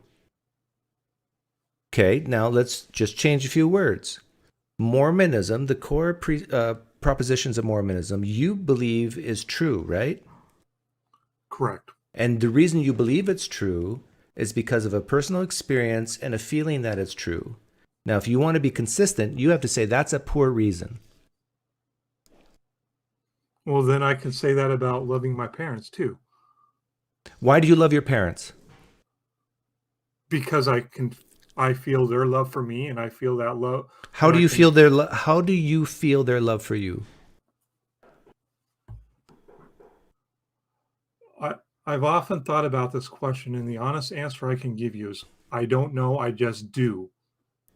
No, I'm gonna. I don't care if you don't accept it. That's how it is. If you're okay, let's test that. Are you married? You're No. Mormon. No, you're not. I'm not married yet. No. You must be young. No, I'm 45. Okay. Well, I guess depending on how you look at it, that could be young to some people and old to other people. Okay, think of someone besides your parents who you love, okay? My brothers. Your brothers, okay. Let's say both your parents killed your brothers, all of them. Would you still have this feeling of love for your parents? Yeah. You would. I would think they would have made a dumb mistake, but a stupid mistake. You would love your parents if they killed your brothers. I wouldn't love them for killing my brothers, but I would still love them. What do you mean by love?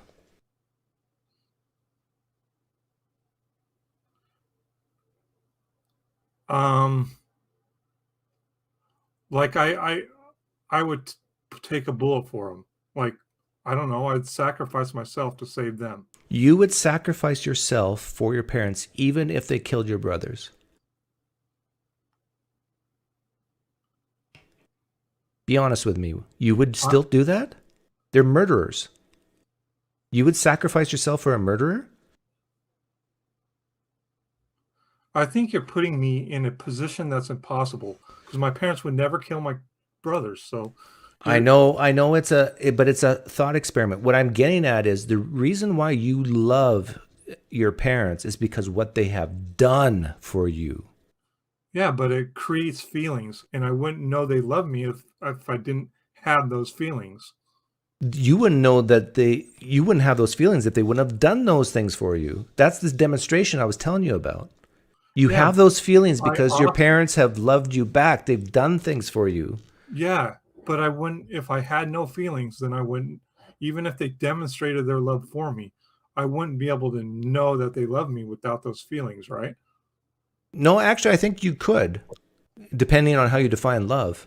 If love is a choice, if love is commitment, One can identify love without any feeling of love. This is why there's so many divorces today in the United States, because it's about feelings.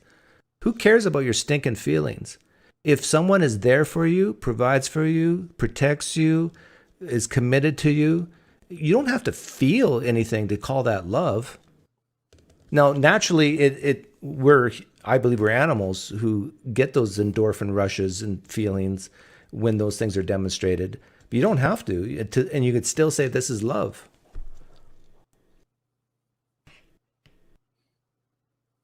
I disagree with you. I think that if you didn't feel, if you had no receptors in your brain telling you that they loved you, you didn't feel it, just because they demonstrate, and that's what other people associate as love,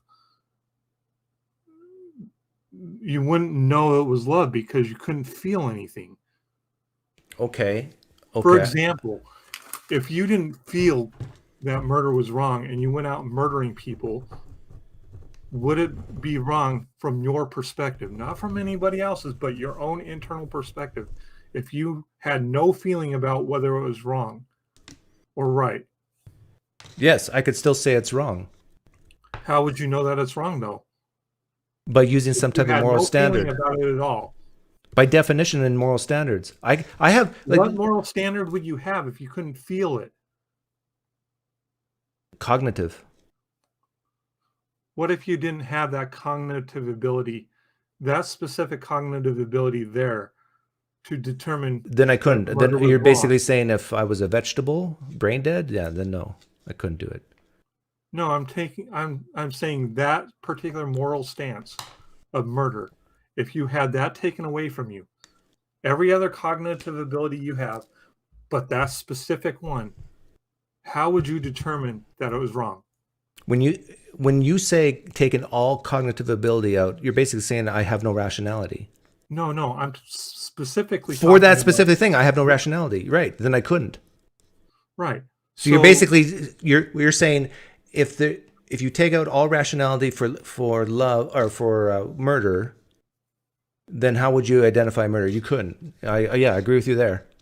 And would you think that your rationality has anything to do with how you feel about a particular topic? It can have an influence, yes. It can, but it doesn't have to, is my point. What percentage does it have an influence? Well, it depends on the person. For me, it's very, very low. I'm not a touchy-feely guy like you.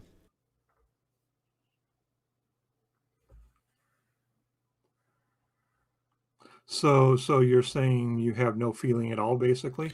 Did I say that, Chris? Now, please, you're being a little rude here. I said very low. Does that mean zero? I didn't say zero. Oh, my goodness. I want to bring something back to you here. You said you can identify. Did you say you can identify love without feeling? Yes. Okay. So that's the claim on the board. I'm claiming that you would not know that it was love if you did not feel loved. Okay. Let's say I was to hire a prostitute today to come to your house and for the next, 6 months, pretend to love you, pretend to adore you and care for you and appreciate you and respect you and love you. And then after 6 months, I say to you, Chris, does this woman love you? You would probably say yes. And I go, how do you know? Because I feel it. And then I tell you, she's a charlatan. I paid her to love you. She doesn't care for you at all. She was playing the part of an actress. I paid her to do all these things, say all these lovely things to you, and you were duped. This is why you don't trust your feelings, Chris.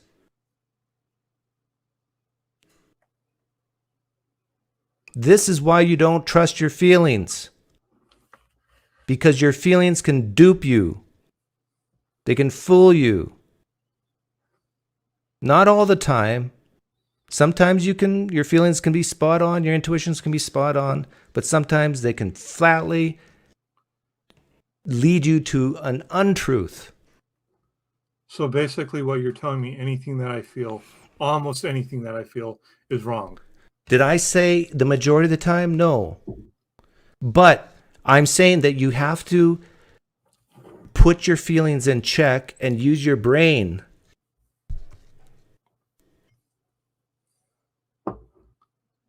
You don't get. I find it hard to believe you could ever disagree with that. That you have to rely on your brain too, not just your feelings. Well, I don't disagree with that. Right. Okay. So now let's move this back to religion. If you don't disagree with that, then when it comes to Mormonism, you shouldn't just rely on your feelings and your personal experiences, but you should also rely on your brain, right? Mm-hmm. Okay. What does your brain tell you about Joseph Smith, the plates, that an angel, Moroni, appeared to him, and now he's gone?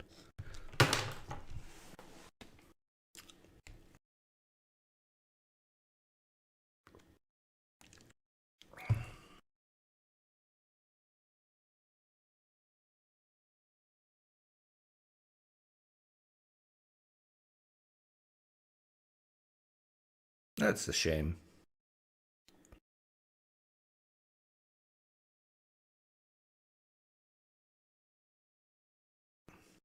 That's a shame. Maybe it's just a connection issue. Maybe he'll call back.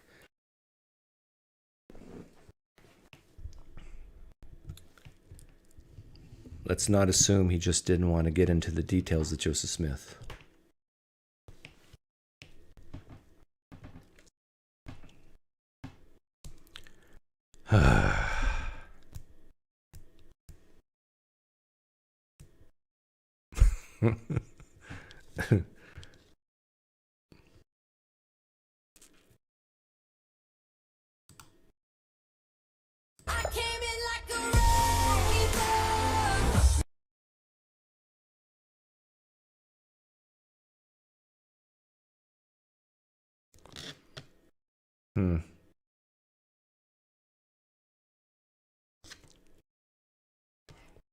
There was so much feeling in that conversation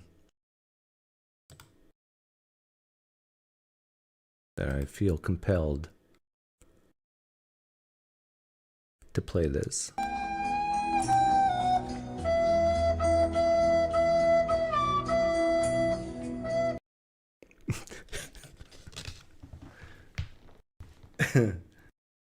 I was actually invited to go on Made by Jim Bob's live stream today in 3 hours. They're going to talk about the patriarchy. So if you guys have a hankering for politics, I might do that.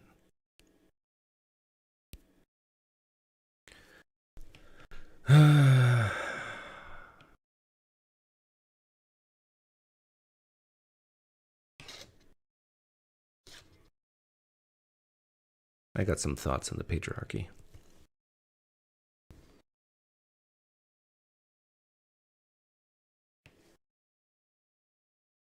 How long have we been going?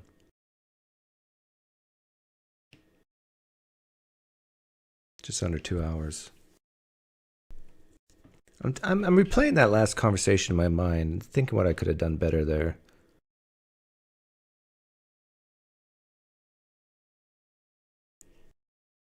Because he didn't call back, so it makes me think that it wasn't a connection issue. That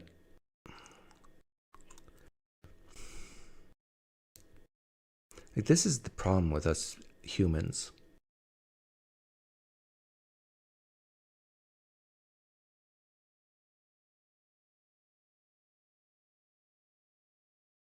I don't know. I guess a red flag I should have had was a Mormon who's single and 45. I mean, that is rare. If you're Mormon, you're 45 and single,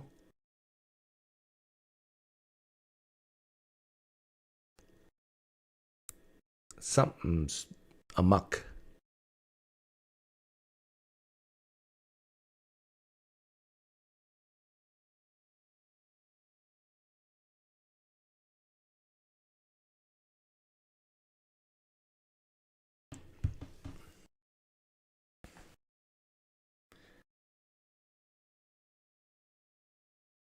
What I like about Mormonism is they don't really have a concept of a bad hell.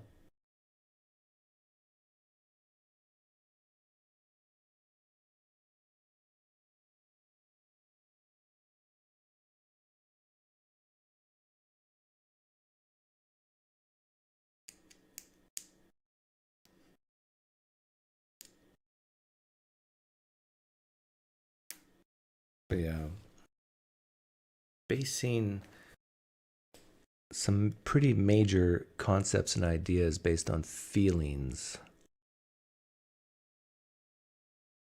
Not the best way to go about things.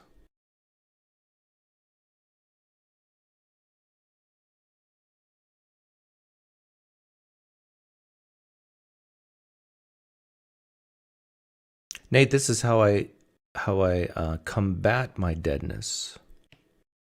It's getting these dopamine hits. Because I'm still human.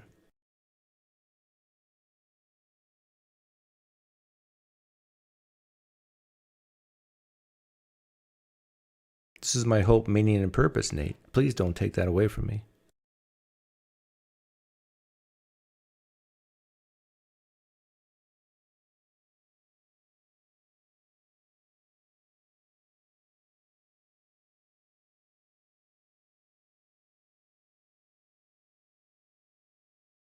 Was Joseph Smith into magic? I think he was.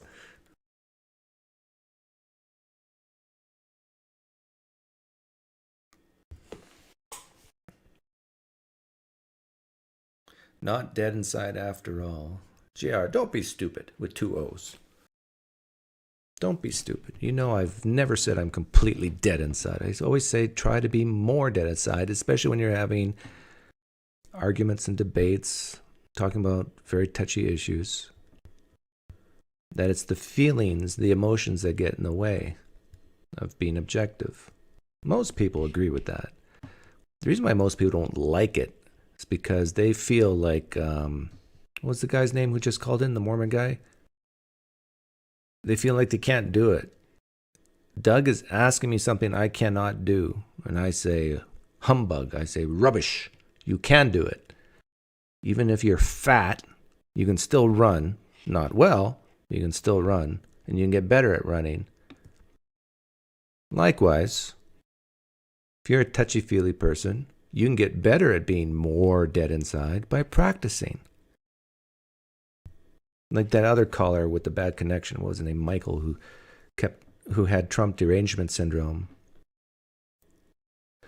I could probably fix him in an hour or two. Just by constantly saying Trump's name over and over again until he becomes dead inside. So he doesn't wake up in the middle of the night, and pee and then say, Trump's a racist, he hates Mexicans.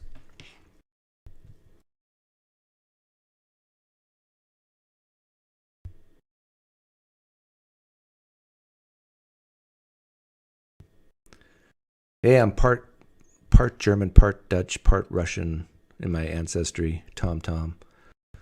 And humbug is not everybody knows humbug.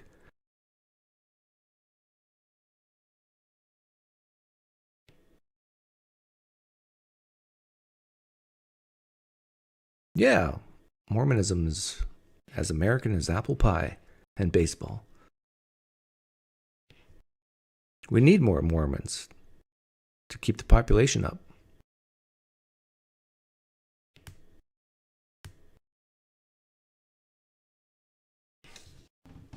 What would we do without Mormons?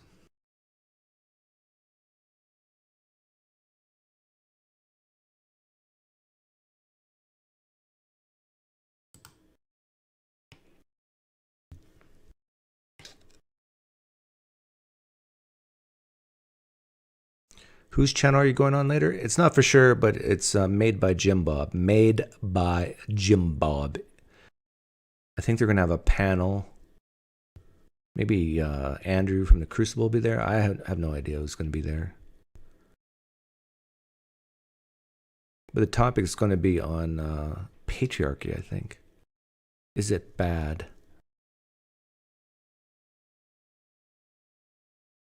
It's the patriarchy that gave women the right to vote, right? It's the patriarchy that ended slavery.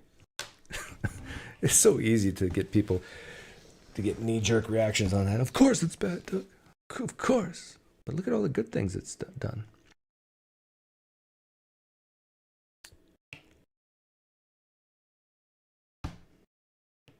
If you're lucky, Jay Dyer will be there. That'll be interesting. If he is there, I'll start off. Hey, Jay, good to meet you. By the way, my presuppositions is the universe exists, has the properties it has, and all the things like logic, the preconditions for intelligibility derive from my core presuppositions, and I believe you're borrowing from my worldview, borrowing from my presuppositions and adding a layer of God in there. So there you go. Now let's talk about the patriarchy. Yeah, exactly. If it wasn't for the patriarchy made tampons. And who doesn't like a good tampon?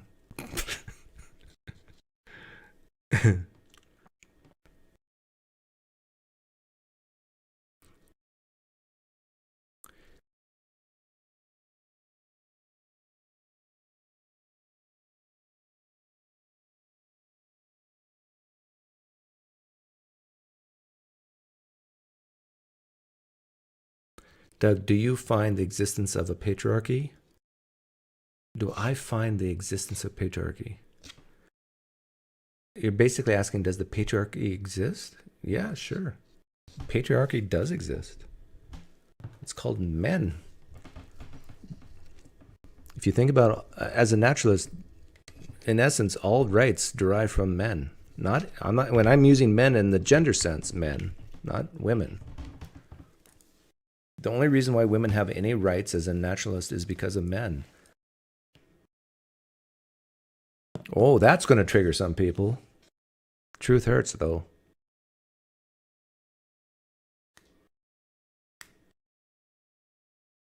Christians would say rights come from God. Naturalists have to say rights come from men.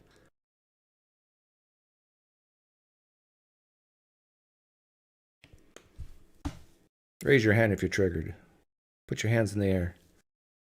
Like you just don't care.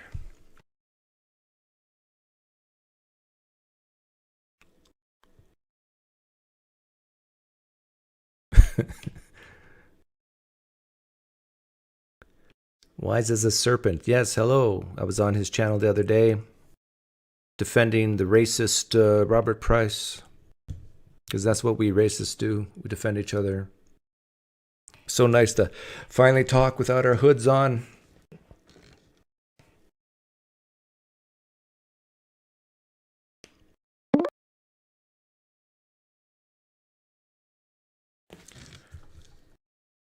Is this someone who's already called in? Patriarchy. Is it bad? So, you going to kill me? Am I going to kill you? No. You said, well, no, sorry, I didn't turn this off. Patriarchy. No, your challenge was you're going to kill me with Trump. You keep repeating. No, I said I could make you more numb inside. More dead inside. No, but that's a bit of a...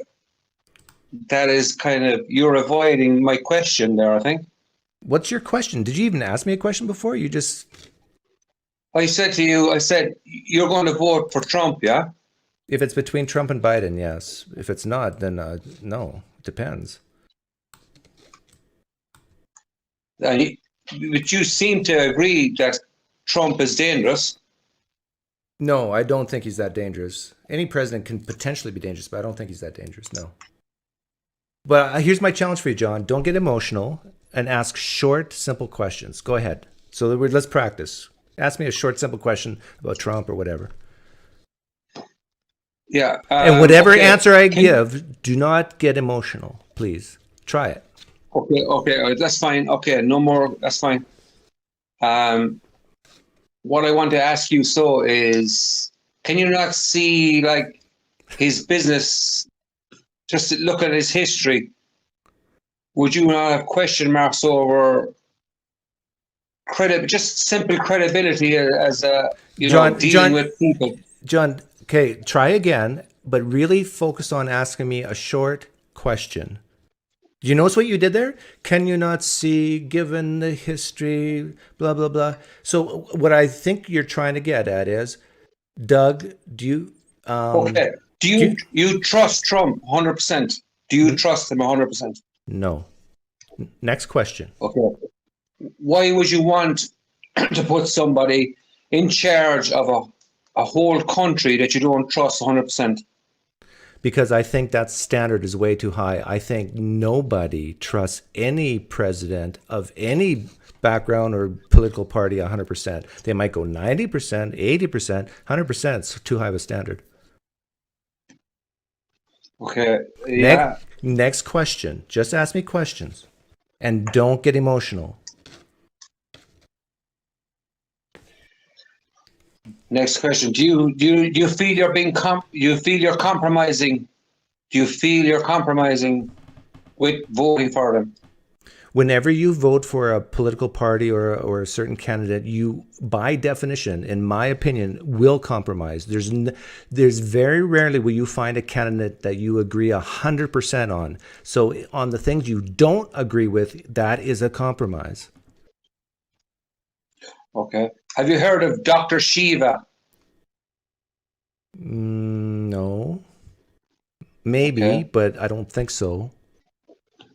Well, he's a potential candidate for America at the moment, but he's not on the main ticket. He's not a Republican or he's not a Democrat. So, but for me, he's making the most sense. Okay, well, I can look him up later. That's a statement. Yeah. Questions for you. You're doing very well, by the way, John. You're doing very, very well. I appreciate what you're doing here. Much better than the first time. And your connection, of course, is much better. Okay. Well, what I think is you're an influencer. You're a YouTube influencer. And for me, that is correct. I got him. Yeah. Huge influencer. Well, yeah, you've 18,000 subscribers, I think, is it? Or 18. Yeah. I know it's not very big, but and John, if I tell my subscribers to jump off a cliff, they will jump off a cliff for me. That's how big of an influencer I am. Okay, maybe if you if you convince them God doesn't exist, they might have to. But okay, Jesus, I don't know. I have a problem with you, but at the same time, I do see you are. Jesus, I can't put my finger on it with you. The cognitive dissonance in your brain is just so high right now because I think, tell me if I'm going to ask you a question now. Do you respect some of the things I say on my channel with religion? I do, yeah. Yeah. Do you like me? Do you like me as a person generally when I'm talking about religion with other people? Do you like me? Well, yeah, I suppose, yeah, you are a likable character, maybe, but you. Do I make you laugh sometimes? Huh? Do I make you laugh sometimes? Yes, yeah, 100%, definitely. But at the same time, I can see how you say, okay, we go in. I'll touch a button with you now, right? I would love to see you debating Matt Dillahunty. Will you debate him? On what? We agree on the religion stuff. On transgender issues. If he wants to talk to me in an informal setting, I'm more than happy to do so. But actual debate style, I don't like. But if he wants to talk to me like you and I are talking right now, fine. Okay. Yeah, I can understand that because, but my point is, like, I am actually on your side, right? I would actually like to see that debate because I think Dillahunty is compromised in that area, and I'm with you there, right? Yeah. So you're on my side on the trans issue. Definitely, I think that it's gone too far. Okay, so it's just the Trump issue that we're different. I and we're different as well. With you are, I think you. No, I won't say. Okay, no, I have no other point. That's fine. Okay, well, let me ask you some questions now. Now that you've asked me some questions very respectfully, if Trump wins the next election, and I'm not saying he will, I actually do think he will if it's against Biden, against somebody else, maybe not. If he does win, what do you think will happen? What bad things do you think will happen? I would think it'll be really bad. See, the problem is for us. I'm living in Ireland. The problem for us is America is such a big influencer in the world, in the Western world. He's going to probably get of all these MAGA nutters that you are talking to on your Theist Thursday. They're going to their kind of crazy ideas upon the Bible are just going to more and more become relevant all over the world, or become not relevant, because in this side of the world, I don't know if you have ever. Okay, been wait a minute. I want to repeat back to what you said. I asked you if Trump wins, what's bad things are going to happen. The first thing you said so far is Trump is going to, and his followers are going to make Christianity more relevant? Yeah, 100%. Okay, let's explore that. Why is that bad? Because it's going to be a version of Christianity that is very militant. It's like. Okay, what do you mean by militant? What do you mean by militant? Be very specific. What do you think is going to happen? You're going to see like it happened in January the 6th in 2020 when they arrived up on the Washington government buildings and they tried to take it over. That kind of stuff is going to happen. Okay. Probably all over the. Okay, so you think if Trump wins, people will storm government buildings all around the world? Yeah, I think so. Yeah, they're going. It's going to get a very aggressive. With because God, because what they're going to think is that God is backing them. Okay. They have this idea. How confident are you about that? How confident are you that if Trump wins, Christians will storm? You can already see it happening in America. Look at your friends. I'm getting emotional again. Like, look at your female friend. I can't think of her name. Blondie-haired woman. Who? There's a few of them. What's the blonde one? There's a lot of blondes in America. No, but in government, this one, what's her name? I can't think of her name. Sorry. A blonde Congress lady? Yeah. I think, well, there's a few there too. But anyhow, what did you want to say about this blonde Congress lady? Just listen to her. Listen to the aggression. There's a few, you can see them. They're going to come up everywhere. It's in France. We have have you heard of Le Pen in France? Yeah, Le Pen. Yeah.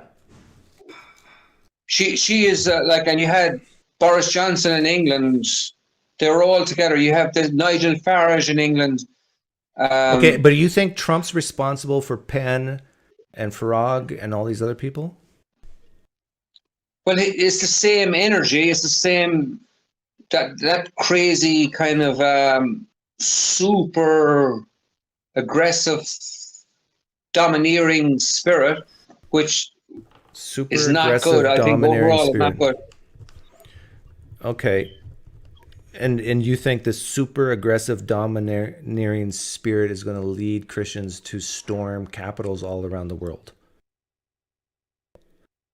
Yeah, and they will I've seen you as I understand you, Doug, right? Because I was a born again fundamentalist Christian, and actually, I'm not saying you were one of the reasons I deconverted, but I know your story, right? I understand it. Mm-hmm. But I think that these guys, they're very dangerous. The fundamentalists, when they're getting Trump is. Okay, let me ask you some specific questions, because I hear this fear all the time. I was in a Zoom group just recently with a bunch of friends, and they share some of your same fears, and it's baffling to me.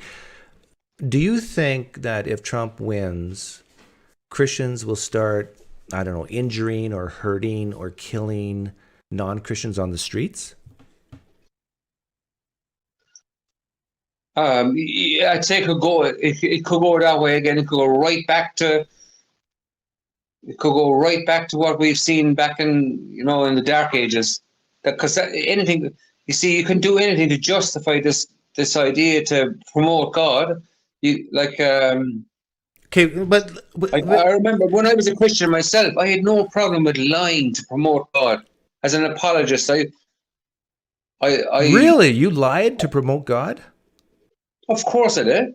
I didn't do that when I was a Christian. No, but you know the scripture that scripture become as innocent as doves and as sly as serpents. You could justify anything as a Christian. You can see it.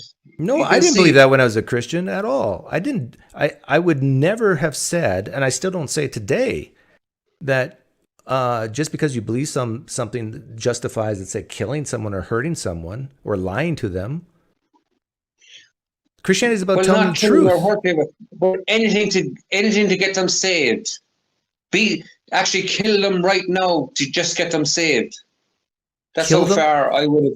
I was a pacifist. I would have never have said kill them to get them saved. I would say if it's in God's hands, God has an appointed time for them to die. In fact, that's scriptural. Well, yeah, but in my mind, right, they were the enemy. I'm God behind me. I'm going to try and get them to persuade them to see the message. Okay, I think I get it now. I get it now, John. You're scared if Trump wins that people will become as crappy of a Christian as you were. Yeah, I think they already are. You don't know any nice Christians? Yes, there is some nice Christians, but they're still so compromised. They're just like they haven't. What do you mean by? What do you mean by compromised? What do you mean the Christians are compromised? Inconsistencies in their arguments. Sure, just listen to. Okay, fair enough. They have inconsistent arguments, but a lot of humans who are not Christian have inconsistent arguments as well. Some people say that about me. When it comes to politics, I have inconsistent arguments. So it happens to everyone. Christians are not immune, or other non-Christians are not immune. So I still don't get where this fear is coming from. Like, you made it sound like you believe that if Trump wins, Christianity will become more to the forefront and Christians will actually start hurting non-Christians in the streets. Well, hurting them, for a start, right? Look what happened with Roe v. Wade, right? Or abortion. You had abortion. Not that I'm a major advocate of abortion, because I do, but at the same time, I can just see civil liberties being constantly hacked at through these. I agreed with that. I agreed with the Supreme Court overturning abortion as a right. You know that the Supreme Court didn't make abortion illegal, right? You understand that? It's still legal in the states that are okay with it being legal. All they said is it's not a fundamental right. And I agree with that. It's not a right. Or it shouldn't be a right, I should say. Okay. I also think that universal health care is not a right in the United States. Well, it's a fact. Universal health care is not a right in the United States. People have arguments that it should be. People have arguments that it shouldn't be. So reasonable people can disagree. But I think the rights should be as limited as possible. Responsibilities should be as high as possible. Personal responsibility. Mm. Yeah, well, okay.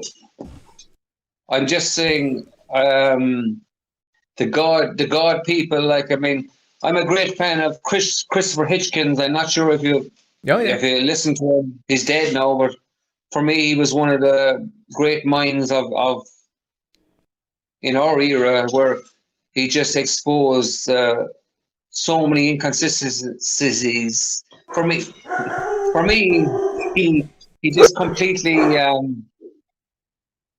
He's the main reason I'm no longer a Christian.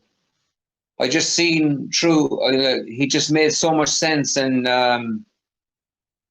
in the way he see how, like, especially when he exposed the Jews, and cutting the circumcision, and the religion just makes you do stupid things. Like, what's his name? The thinking atheist. I like him as well. Seth. He's from Canada as well. I think you're Canadian, aren't you?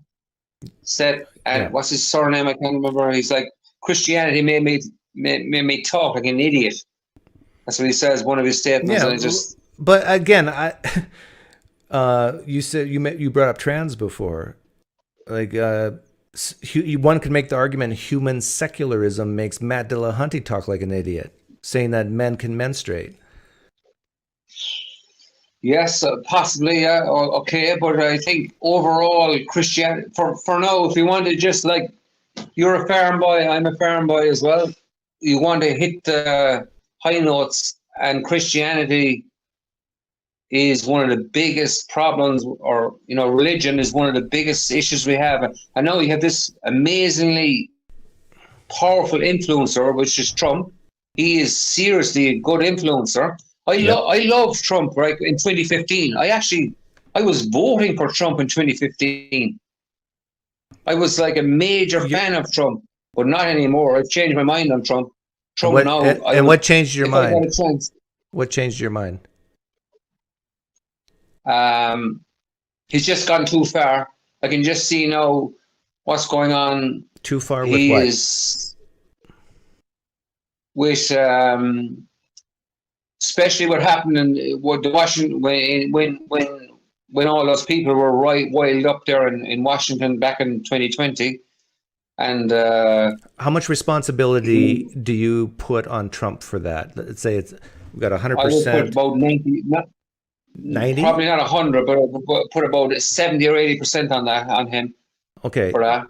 There was many people who listened to Trump that day on January 6th who did not enter the Capitol building. Is Trump responsible for them not entering? No, but look, you can. Well, wait a minute. Why do you say no? Trump. They went to the Trump rally. They listened to him speak by the big tall thing, and then they walked over to the Capitol. But they didn't go in. Was Trump responsible for them not going in? He wasn't, but you can see how much of a loose cannon he was. He was. But John, you see the inconsistency. You just brought up Christians are inconsistent. If you're saying that Trump is 80% responsible for them going into the Capitol, and there was a lot of people there, and some of the people didn't go in the Capitol, then to be consistent, you would have to say Trump was also responsible for the ones who didn't go because they heard Trump say, "Go peacefully," and so they obeyed Trump, and they didn't riot, they didn't go in. Why don't you give Trump credit for that? Because he's not. That's not his energy. You have to look at it. Look at his canvassing in 20. I can see what happened now, right? Do you see the way he annihilated everybody on the Republican Party back then? Chris Christie, who was for me would be a great president of America. I would be a Chris Christie fan, right? He'd be leaning a bit right. I don't want to get off this personal responsibility part that I just brought up with you, because the fact of the matter is there are mega supporters who entered the Capitol and there's mega supporters who didn't. You have to put the majority of the responsibility on the individual. Trump is behind them. Because of Trump, Trump is their god, right? He has put fire in their bellies. Okay, John, I can show you another inconsistency. You just said Trump is their god, yet there's many of them who did not enter the Capitol. Do you believe Trump wanted them to and said to them to go into the Capitol? He did.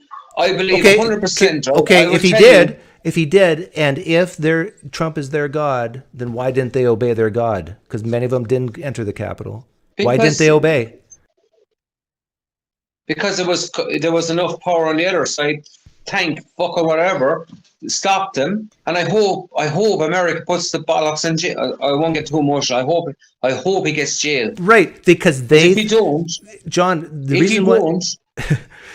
reason why some of them didn't get in, you gave a good reason, because they were scared of possible consequences. But the bottom line is they thought about it and they each made their own choices. So to say that Trump is 80% responsible. People died for it. People died to go in. There was a woman died on the way in. She was shot going in, yeah? Yeah. Well, no, actually, she was shot outside. She probably had Donald Trump's picture in her house. You know what I mean? Donald Trump is going to save me. Yeah, and she didn't break the glass. She actually wasn't in. She got shot outside. I got video of it. I wouldn't be surprised in 2 years if that officer, he should be scared. There's a chance he might be tried for murder in the future. He probably will be if Trump gets in. Yeah. But I think you need to not vote for him, because he's going to ruin that country, and he's a day. I really believe, I really feel, I have a lot of fear towards Trump, yeah. And you don't see it. I don't think you see it. No, I understand. I understand why people feel that way. I just don't feel that way at all. I think, in fact, I'd be willing to bet you big money if we could get a very specific claim that the things you're scared of are not going to happen. Do you want to bet big money? Like, make a claim. I'll see if I'll bet against you on it. Like, if Trump wins, make a claim what you think will happen, something very specific that everybody, there's 200 people watching right now, that 200 people, at least the majority of the 200 people watching, say, yeah, that actually happened, and no, that didn't happen. Like, for example, do you think... But he's going to influence the rest. Well, okay, but that's too general. Like, every president influences other countries to a degree. Okay, right. I'll keep it pretty general. So, right, just say, I'm not sure where you are on climate change, right? I'm not sure about it, right, to be honest with you, but he will probably slow down the climate change wheel a lot. Oh, I won't bet against you that. I won't bet against you on that one. I agree with you there. Yep. Okay. But I'm okay with that.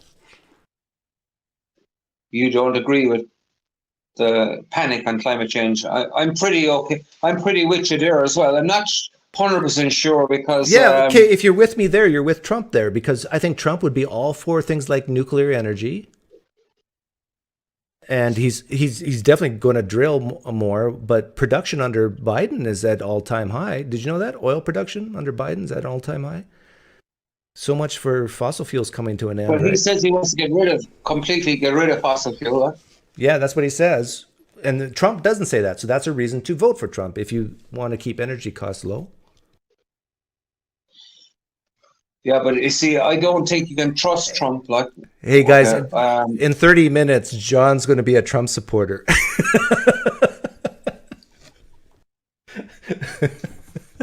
I'm working on him. Okay, but let me say this, because there's a lot of people on the left who have knee-jerk reactions and they like to cry. Trump is a narcissist. He's a goofball. He's probably maybe just slightly above average intelligence, but he is a great marketer. He's a great he resonator. Like, he resonates with the common folk, but he's not a man that I would want my son to model his life after. He probably has been very shady and very a huge amount of his business deals. But when it comes to immigration, energy policy, this whole wokeness business, I love it that Trump really makes people cry. I love it that he causes psychological damage in people, because he's basically saying, my job is not to baby you, to care for you, to make you feel good, to make you feel loved. No, that's not the job of the government.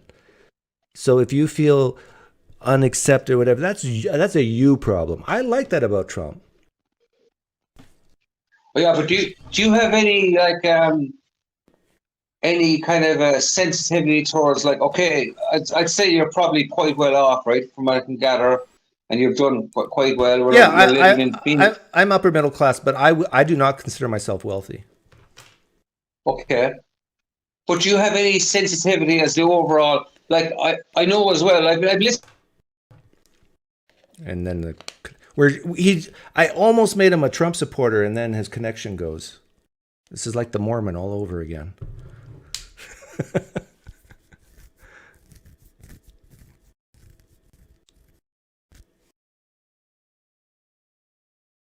I think we probably should end it there anyhow.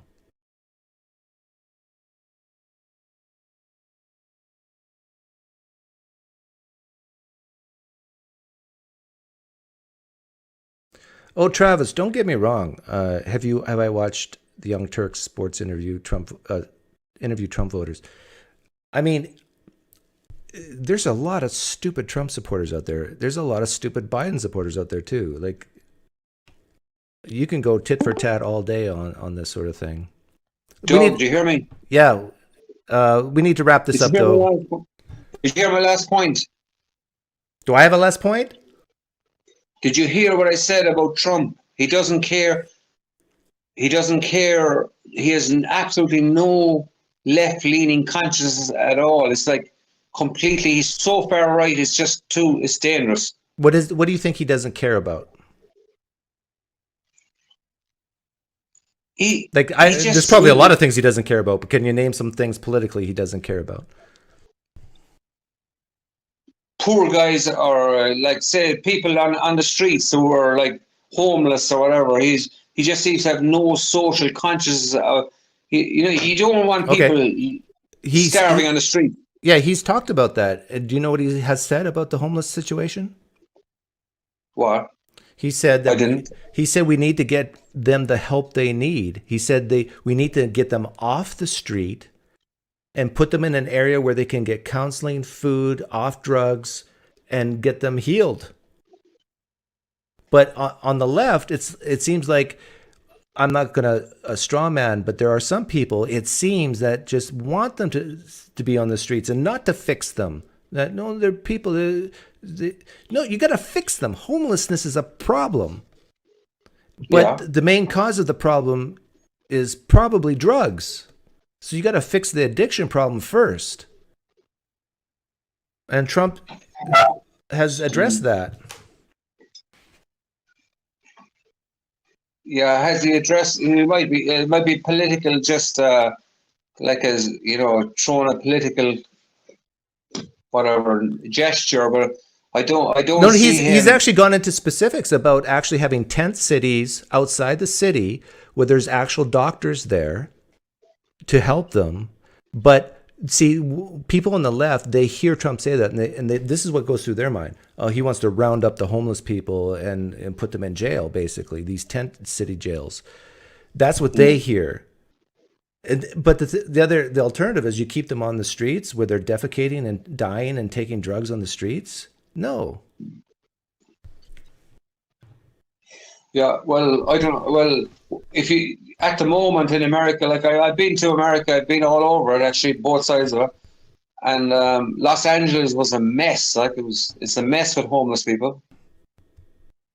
And I don't know what your politicians are doing there, but, and that's supposed to be a left-leaning, like it's in California, Los Angeles, and yeah, in San Francisco it's really bad.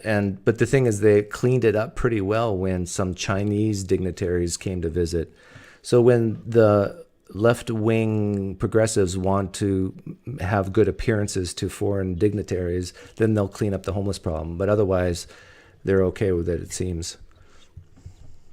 Yeah, okay. Look, I might be contradicting myself here now because I mentioned California. New York as well, apparently, in recent times, New York has gone really bad. I know that's probably left as well, but and then you have all the nutters in the middle part of America, like Ohio and all that. I don't know. I can't look. You're in Ireland, right? Huh? You're in Ireland, you said? Yeah. Would you be for, in Ireland, anybody just crossing the border into Ireland, no matter where they're from? Like they just come across? 100%. I've no problem.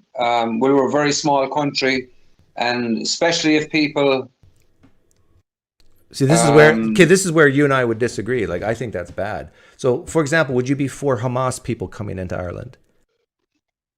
Oh no, we shoot the bastards 100%. But Okay. In order to shoot them, the bastards, you would first have to identify them, right?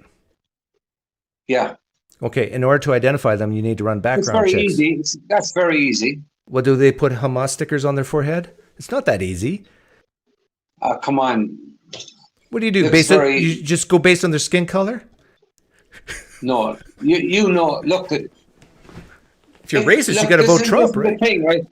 Doug, come on. You know, like intelligence is a way.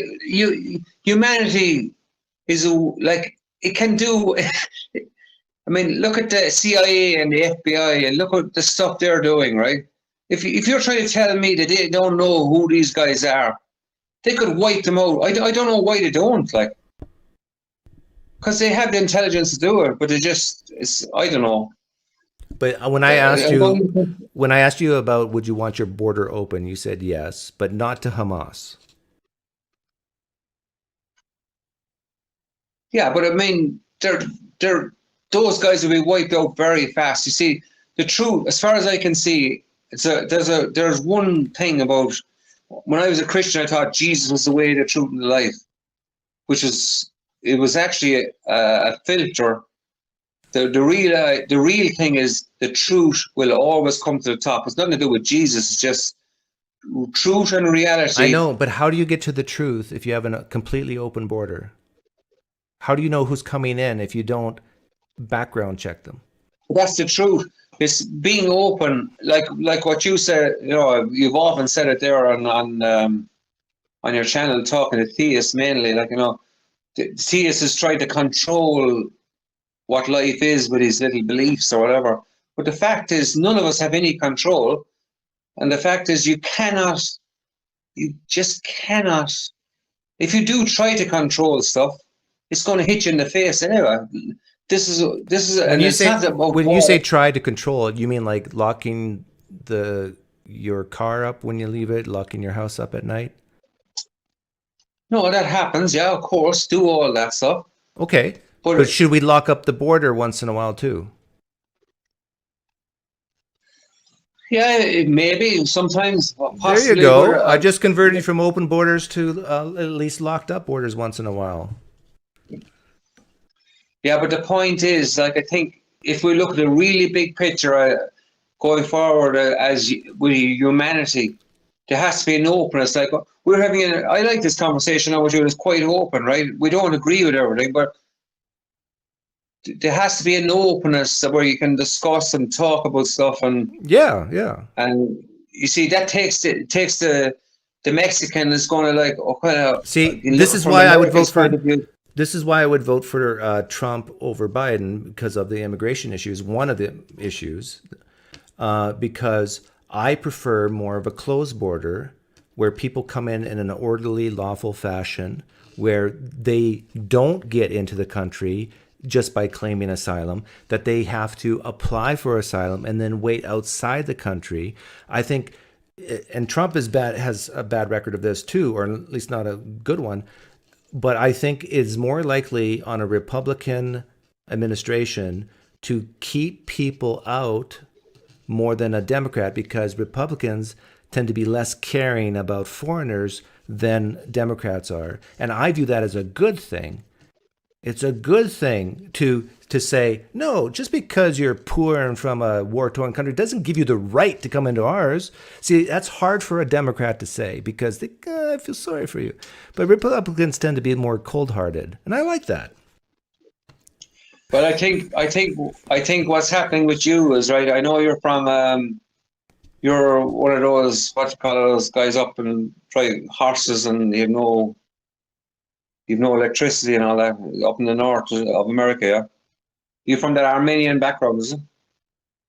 Armenian background? Are you talking about Mennonites? Are you from a real religious background? You're like extreme. You grew up in a very extreme religious. No, I would not say very extreme. No, I was raised evangelical, but it was not extreme. Okay, well, you're not like the Harrison Ford movie when you're going around horses. No. That's Amish. Yeah. Amish. You're not one of those guys, no? No, no, and even the type of Mennonite I came In your from, background. no, it wasn't that conservative. Like my mom didn't wear a head covering or anything like that. Our church had electricity, and yeah, no, it wasn't that conservative. Okay, but I reckon you have a bit of subconscious conditioning inside in your soul that you're I mean, this is where I might get you live now. I might resurrect you here right now. You are conflicted inside because I know from listening Are to we you. off You want politics to now? Have I No, we're converted you to a talking Trump about the supporter big already? picture. The big picture. Forget about Trump now. That's a bit of a smokescreen, right? But the big picture, as an atheist, as two atheists, we are talking about the big picture for humanity, right? Trump, yes, is fucking in our faces, and he is actually pushing us back as two atheists. I wouldn't be surprised if Trump's an atheist. So he's not a fucking very good one. He's not a very honest one. Well, that says something, right? If I'm right and Trump's an atheist, you can't say Christians are better than or worse than atheists. I have a strong. He might be a deist, but functionally, Trump's an atheist. Like when he's asked about Christianity, he doesn't have a clue. He doesn't know anything about Christianity. He's definitely not a Muslim. I mean, he's a secular guy. He's a capitalist who, I mean, he's a narcissist. He's selfish. He's not a Christian by any means. I think this is common knowledge. No, he's not a Christian. I know that he's playing the Christians. This is my point. He's playing them. This is what I'm fucking concerned about, and they're taking it hook, line, and sinker. Well, yeah, but hey, I can agree with you, but it still doesn't bother me that much because all politicians play to their base. Biden plays to the African Americans in the U.S. by saying Trump's a racist. I mean, like, Trump's going to round you up and lynch you, or they don't say that, go that far, but it's like the fear mongering, it happens on both sides. Yeah, but I think as atheists, we need to be more clearer about where we're going now and get away from the bicycle. Trump to me was like, when you learn to cycle your bicycle when you're a kid, you had these stabilizers on the side. Training wheels. Training wheels, yeah. He's like a training wheel for Christians to come out of the bullshit and just come completely out into freedom. Yeah, the thing is, we need to drop the training wheels now and get away from Trump, because I think he's too compromised now. I think your biggest fear is, to maybe help you articulate it, is Christian nationalism. That's what you're really getting at. You don't want a theocracy. Yeah. You don't want Christian nationalists making policy, telling people what to do. I get that. But I would say that Trump's not going to be the guy who's going to round up atheists, put them in jail. Like, do you think he's going to do something like that? No, right? We don't even have to talk about it. He's not going to do that. Well, he's definitely going to round up the guys that are trying to put him in jail at the moment, I reckon. He will round up. Oh, yeah. Well, I don't disagree with you there. The guys who are, they should be scared if he wins. And what other issues? Like, will Trump make homosexuality illegal in the United States if he wins? I'll bet you big money that the Trump administration won't push for that, and they'll even fight against it. I'll bet money on that too. The trans issue is a different issue, though. I think the trans issue, Trump could say things like, "Yeah, no trans people teaching in schools." He might say that, or he might say, "Yeah, no trans people in trans women in women's sports. We're going to make a federal law." I don't even know if that's possible, if you can make a federal law like that. But yeah, his perspective on trans issues is pretty much down the line evangelical Christian. But you know what? I don't disagree with it. Like the trans teacher thing is a little tougher, but still, like there's many parents who are concerned that there's a social contagion thing going on with the trans issue. You do not want your kids to be trans. You're going to have a terrible life if you do, if they are trans. I mean, this is not something that's wanted. And so if there's any truth to the social contagion issue of peer pressure, whatever, like you want to snap that away as quick as possible. And yeah, but this is just a bullshit argument, right? That really means nothing, right? The trans thing for me is like a fucking pimple on the back of an elephant, right? And people might, I think you're all focused on this shit over in America, but Trump is still a dangerous character, right? It's trans. Well, hang on. We've been talking for this for a while now, and I'm still trying to get out of you what is so dangerous about Trump. And the closest loose cannon. He's a loose cannon. Okay, what is going to happen? You've already said no. You don't think there's going to be death on the streets or people hurting each other. Well, apparently, right? You have nuclear weapons over there, right? He has the fucking a lot. We get a lot of nuclear weapons. You listening to us? He's got nukes. He's got nukes. What if he decides to fucking bomb Putin, right? There you go. There's a specific, well, you didn't make a claim, but I will bet you $1,000 that if Trump wins presidency, he will not use a nuclear bomb on any country. You want to take that bet? No. Because you know the probability of a nuclear war in the next 4 years, 5 years is very, very, very, very low. Yeah, but I think who knows what will happen between him and China now and that other fella in North Korea. I can't think of his name, but it's very volatile. I think Trump is the wrong man in power to deal with those guys. You know what I mean?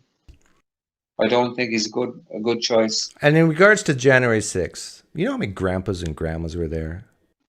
A large percentage of the people on January 6th were like old farts. And 2 of the old farts died. There was only 4 people who died that day. None of them police officers or FBI. They were all the mega people. 1 was that woman we talked about. 2 were old farts who died of a stroke or heart attack or something. And 1 was another person, I forget, got trampled or something. And the only people who died were the suicides afterwards, which makes me question how they select for the police officers at the Capitol. Like, to commit suicide from that, where there's no weapons on the other side, like this is... I mean, you got to have the bad selection process. But anyhow, they're hiring Joe, mentally unstable people. Huh? You cannot talk. That is just a nonsense. Insensitive? It might be insensitive what I said, but seriously. It's nonsense. It's nonsense. It's not What's nonsense? It's nonsense. What's nonsense? Have you seen the footage? Of yes, 50 hours. The energy. Huh? 50 hours worth I watched. And how many people were there? Thousands. Yeah. Thousands. And can you not see the energy on their faces and they're ready to fight. They were wound up. They were ready to go. Did any of them have guns? How do we know? We cannot prove. It's a bit like trying to prove. Were any guns fired by the protesters? You cannot prove that. Were any guns fired by the protesters? Look at Texan people, right? For example, right? If you're from Texas, you can carry, can't you? Were any guns fired by the protesters? Sorry? Were any guns fired by the protesters? I don't know. How can they prove that? How could? Because we got video. You can hear it. We have video. Is the video going to see everything? No. We don't know. I would have a safe bet. If I know humanity, I would say 50% of those people at least had a small, some sort of a handgun. At least, because they were going there for fight. They were. And if not, depending on what part of America you're from, I know. Would I've you been to say Texas. would you say that riot was successful? Not for the rioters, no. Thank God. Okay. Thank whatever. If it God were is there. okay, very good. If it were successful, what would it have looked like? I think America would be a completely different place now. No, what would have happened on January 6th if it would have been successful? Mike Pence would probably be dead.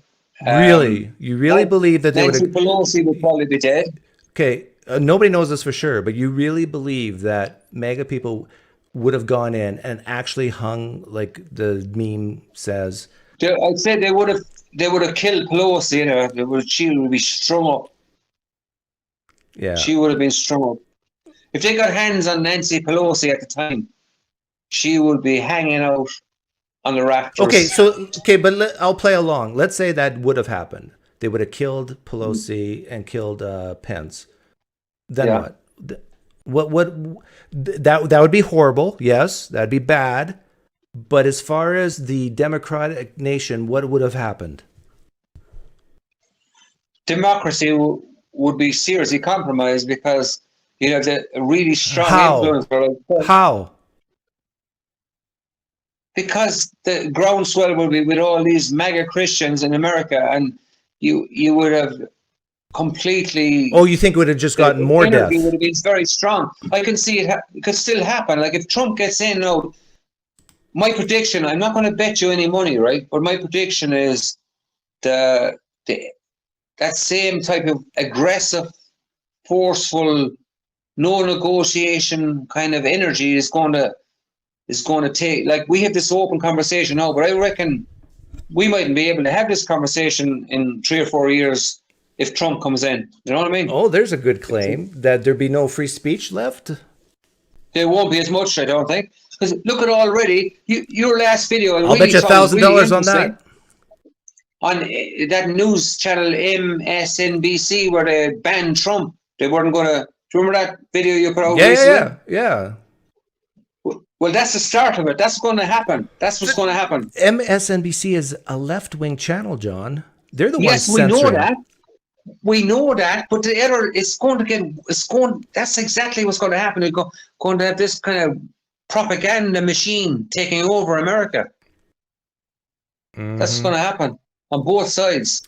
But most people, the reason why they don't like Trump and January 6th is because they think it hurts the democracy, that we'll lose the democracy. And so when I asked you, if the riot would have been successful, what would have happened?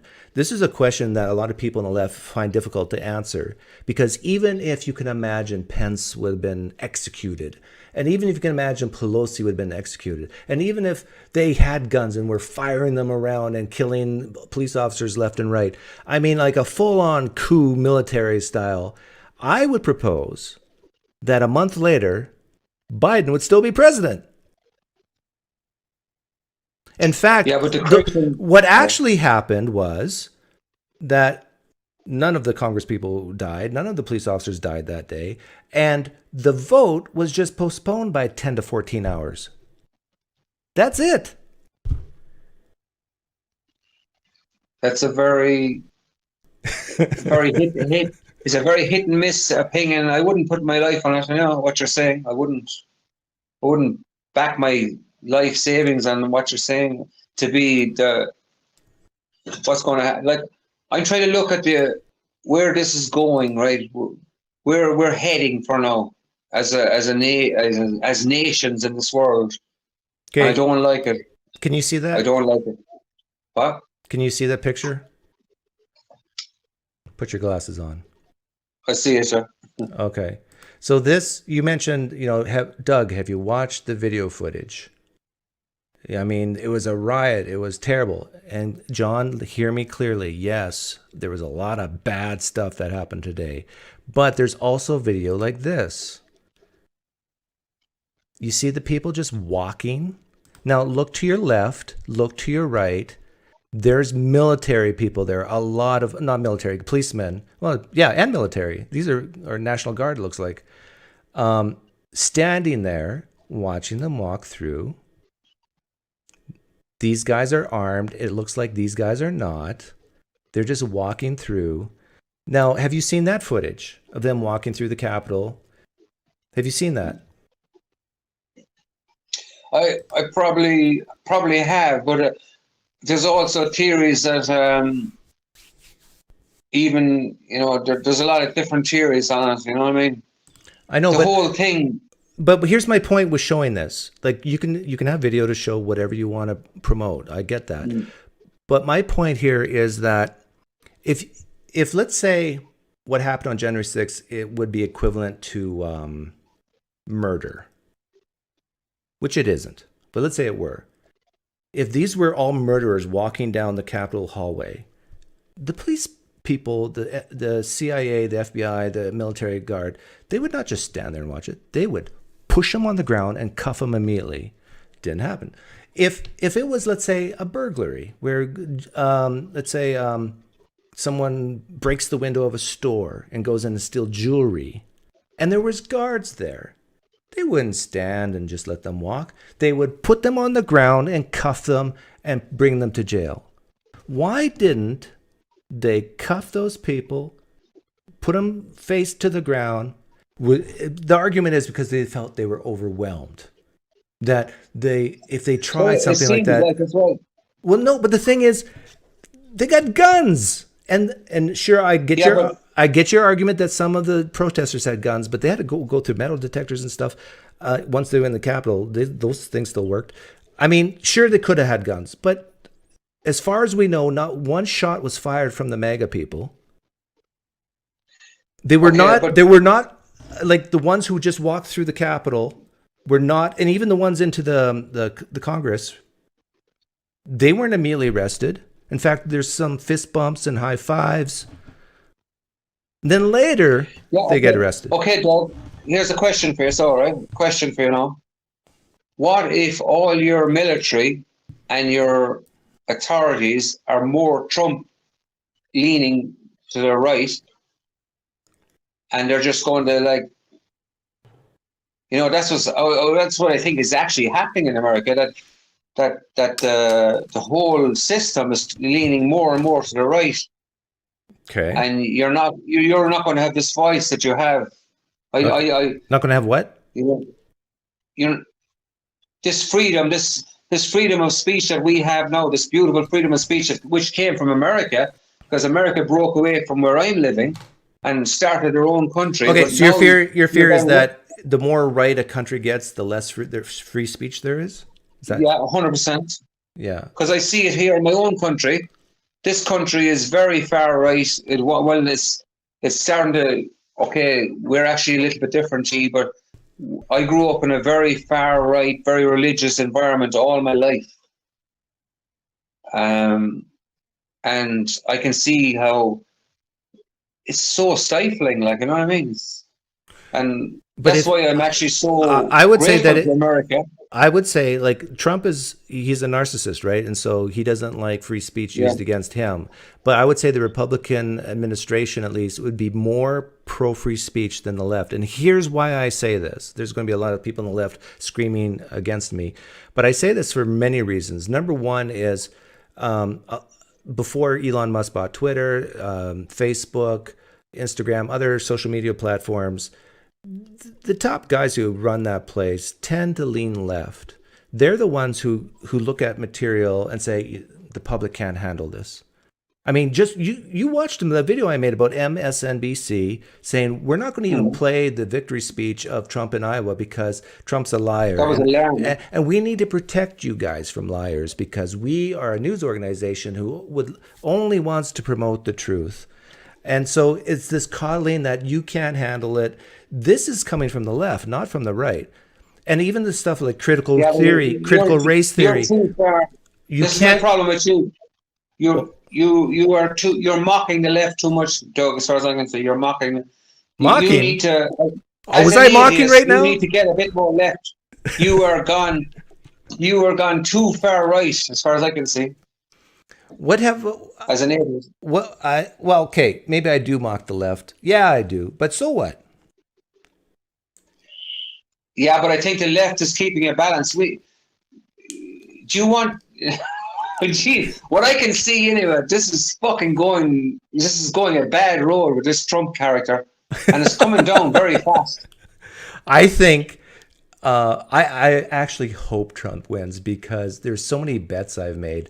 I can make a lot of money.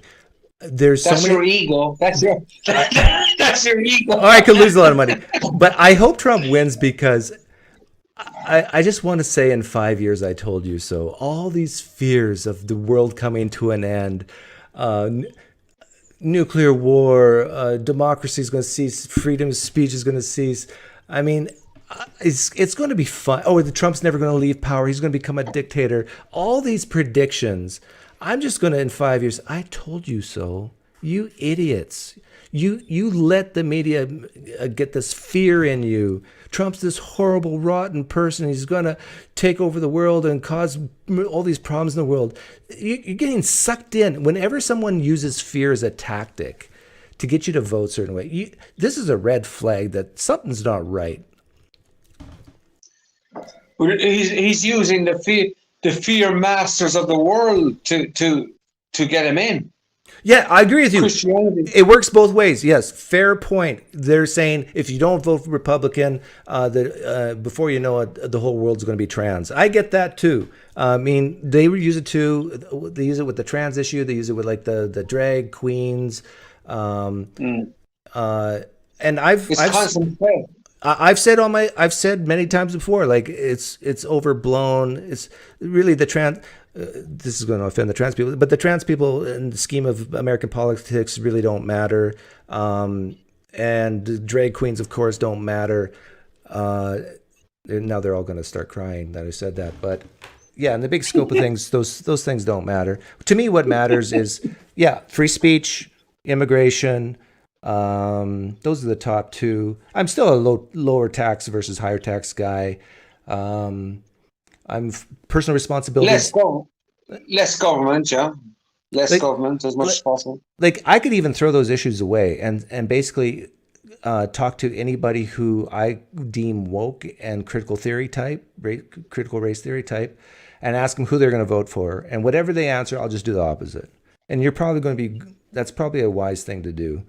Just vote the opposite of what these crazies vote, and you're going to be fine. And a lot of these crazies are going to vote hard left. So vote hard right. Well, I would temper it a small bit because I think you're going with the fear mongers. Then when you go hard right, because they are all about fear. Everything is like. I know. I was being tongue in cheek here. Okay, hold on a second, all right. What's your stance on Israel? Oh boy, I got to pee, and you want to start that topic? No.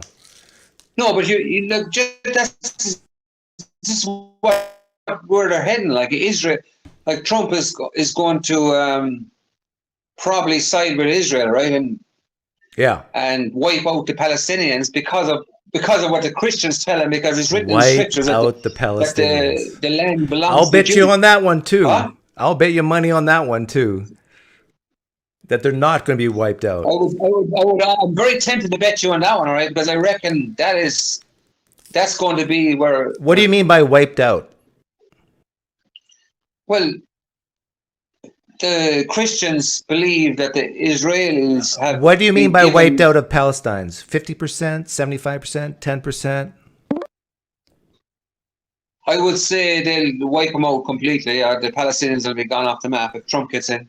Gaza and the West Bank totally gone. All Palestinians dead. Is that what you're saying? Yeah, taken over completely. Yeah. Okay, but taken over, does that mean occupied or does that mean killed? Probably killed a lot of them as well, because I'll bet you $1,000 that you're wrong in 5 years. You want to take that bet? No, I'm not going to take it. No, but then you're not confident. I'm confident that you're wrong. You're not confident you're right. I'm not 100% no, but I would say there will be serious changes in Israel if Trump gets in. That'll be a fairly safe bet, but I'm not going to bet you because I know I could lose it. But Trump has a record. Trump has a record of being less of a warmonger than other presidents, right? Yeah, but look what he done. He switched the embassy from Tel Aviv to Jerusalem, Sure. Nobody, every president in America was promising that for years to the evangelicals, and he went and done it. But Trump is against what's happening in the Ukraine right now. Trump was against the Iraq War, I believe. Trump. Yeah, but he's going to try to please his base, right? His base wants a serious. They have dreams about Israel, and I reckon he's going to do some serious. Here's another argument, John, for Trump. The world perceives Trump as nuts and crazy, right? Yeah.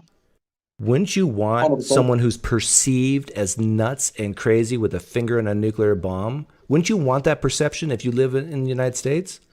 Like, can you imagine if a country you want a nut guy who's perceived that way as nuts? I'm not saying Trump is going to cause a nuclear war, but I'm saying I absolutely love that Europe, Russia, whatever is scared of Trump. That is a plus for the United States militarily.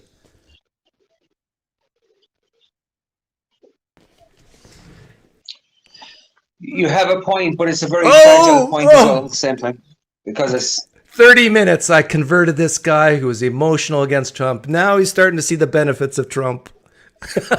Well, no, you have a point, but it's still very. It's built on, as Jesus said, your house is built on sand. Yeah, you're just scared that the United States is going to turn more into the Christian that you were and that you hate. That's your biggest beef with Trump. Because I've been there, done that, bought the T-shirt. I've seen you as well. Look, we can see it from both sides of it. As Christians, we can see now. I mean, I have to laugh at Christians when they try to tell you, oh, you don't understand the scriptures and you don't understand the Lord and you never really were a proper Christian. What a total load of bullshit. Like, you can see it. We can see there's no fucking secret to this thing. Like, it's just the Bible is man-made and it's just men trying to, we all want to be the best. We agree there, John, and I got a pee, so I got to let you go, okay?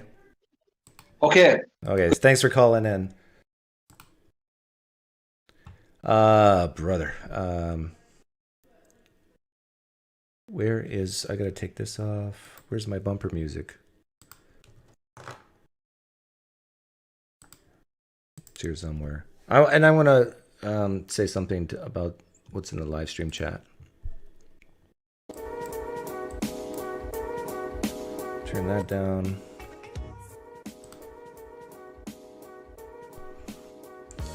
Doug needs to stop using "you won't accept my bets, you don't believe that" as an argument. The betting is the best way to get that confidence. So, for example, if I said, I bet you this pen is not going to fall if you let go of it towards the ground. In your own home, you're holding the pen. I bet you $1,000 is not going to fall to the ground. You're going to take that bet. Easy money. But when people are not confident in what they're saying, they're not willing to bet on it. This is not about veracity. This is not about the truth. This is about confidence in a proposition. And I'm saying I'm more confident in what I'm saying than you are. That has nothing to do with the truth, whether it's true or not. I just want to make some money if I'm right. If I'm wrong, I'm going to lose money.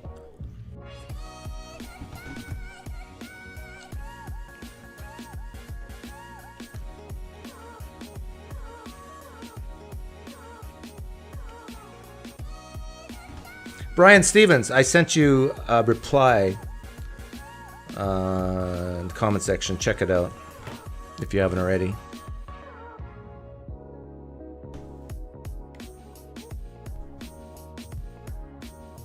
I'll bet you $100 Biden's the Democratic nominee. I am not that confident on that one. I've said that I think Biden will not even run, that he'll be out, that he will not be running. I wouldn't be surprised if some health event happens in the next few months and he's out, or that he'll be pushed out by Democrats. So I might need odds on that one. But I have bet that if Biden does run, he'll lose to Trump. I made that bet like a year ago. Thoughts on Ayan Hersey becoming a Christian? She didn't become a Christian. She just became like an ally to Christian cultural principles. But she doesn't believe a man rose from the dead. Poof. I would have gone longer, but I really have to pee. Thanks for hanging out. I know we got political at the end, but the first part about Habermas I really, really enjoyed. If I don't see you, have a great weekend. Take care.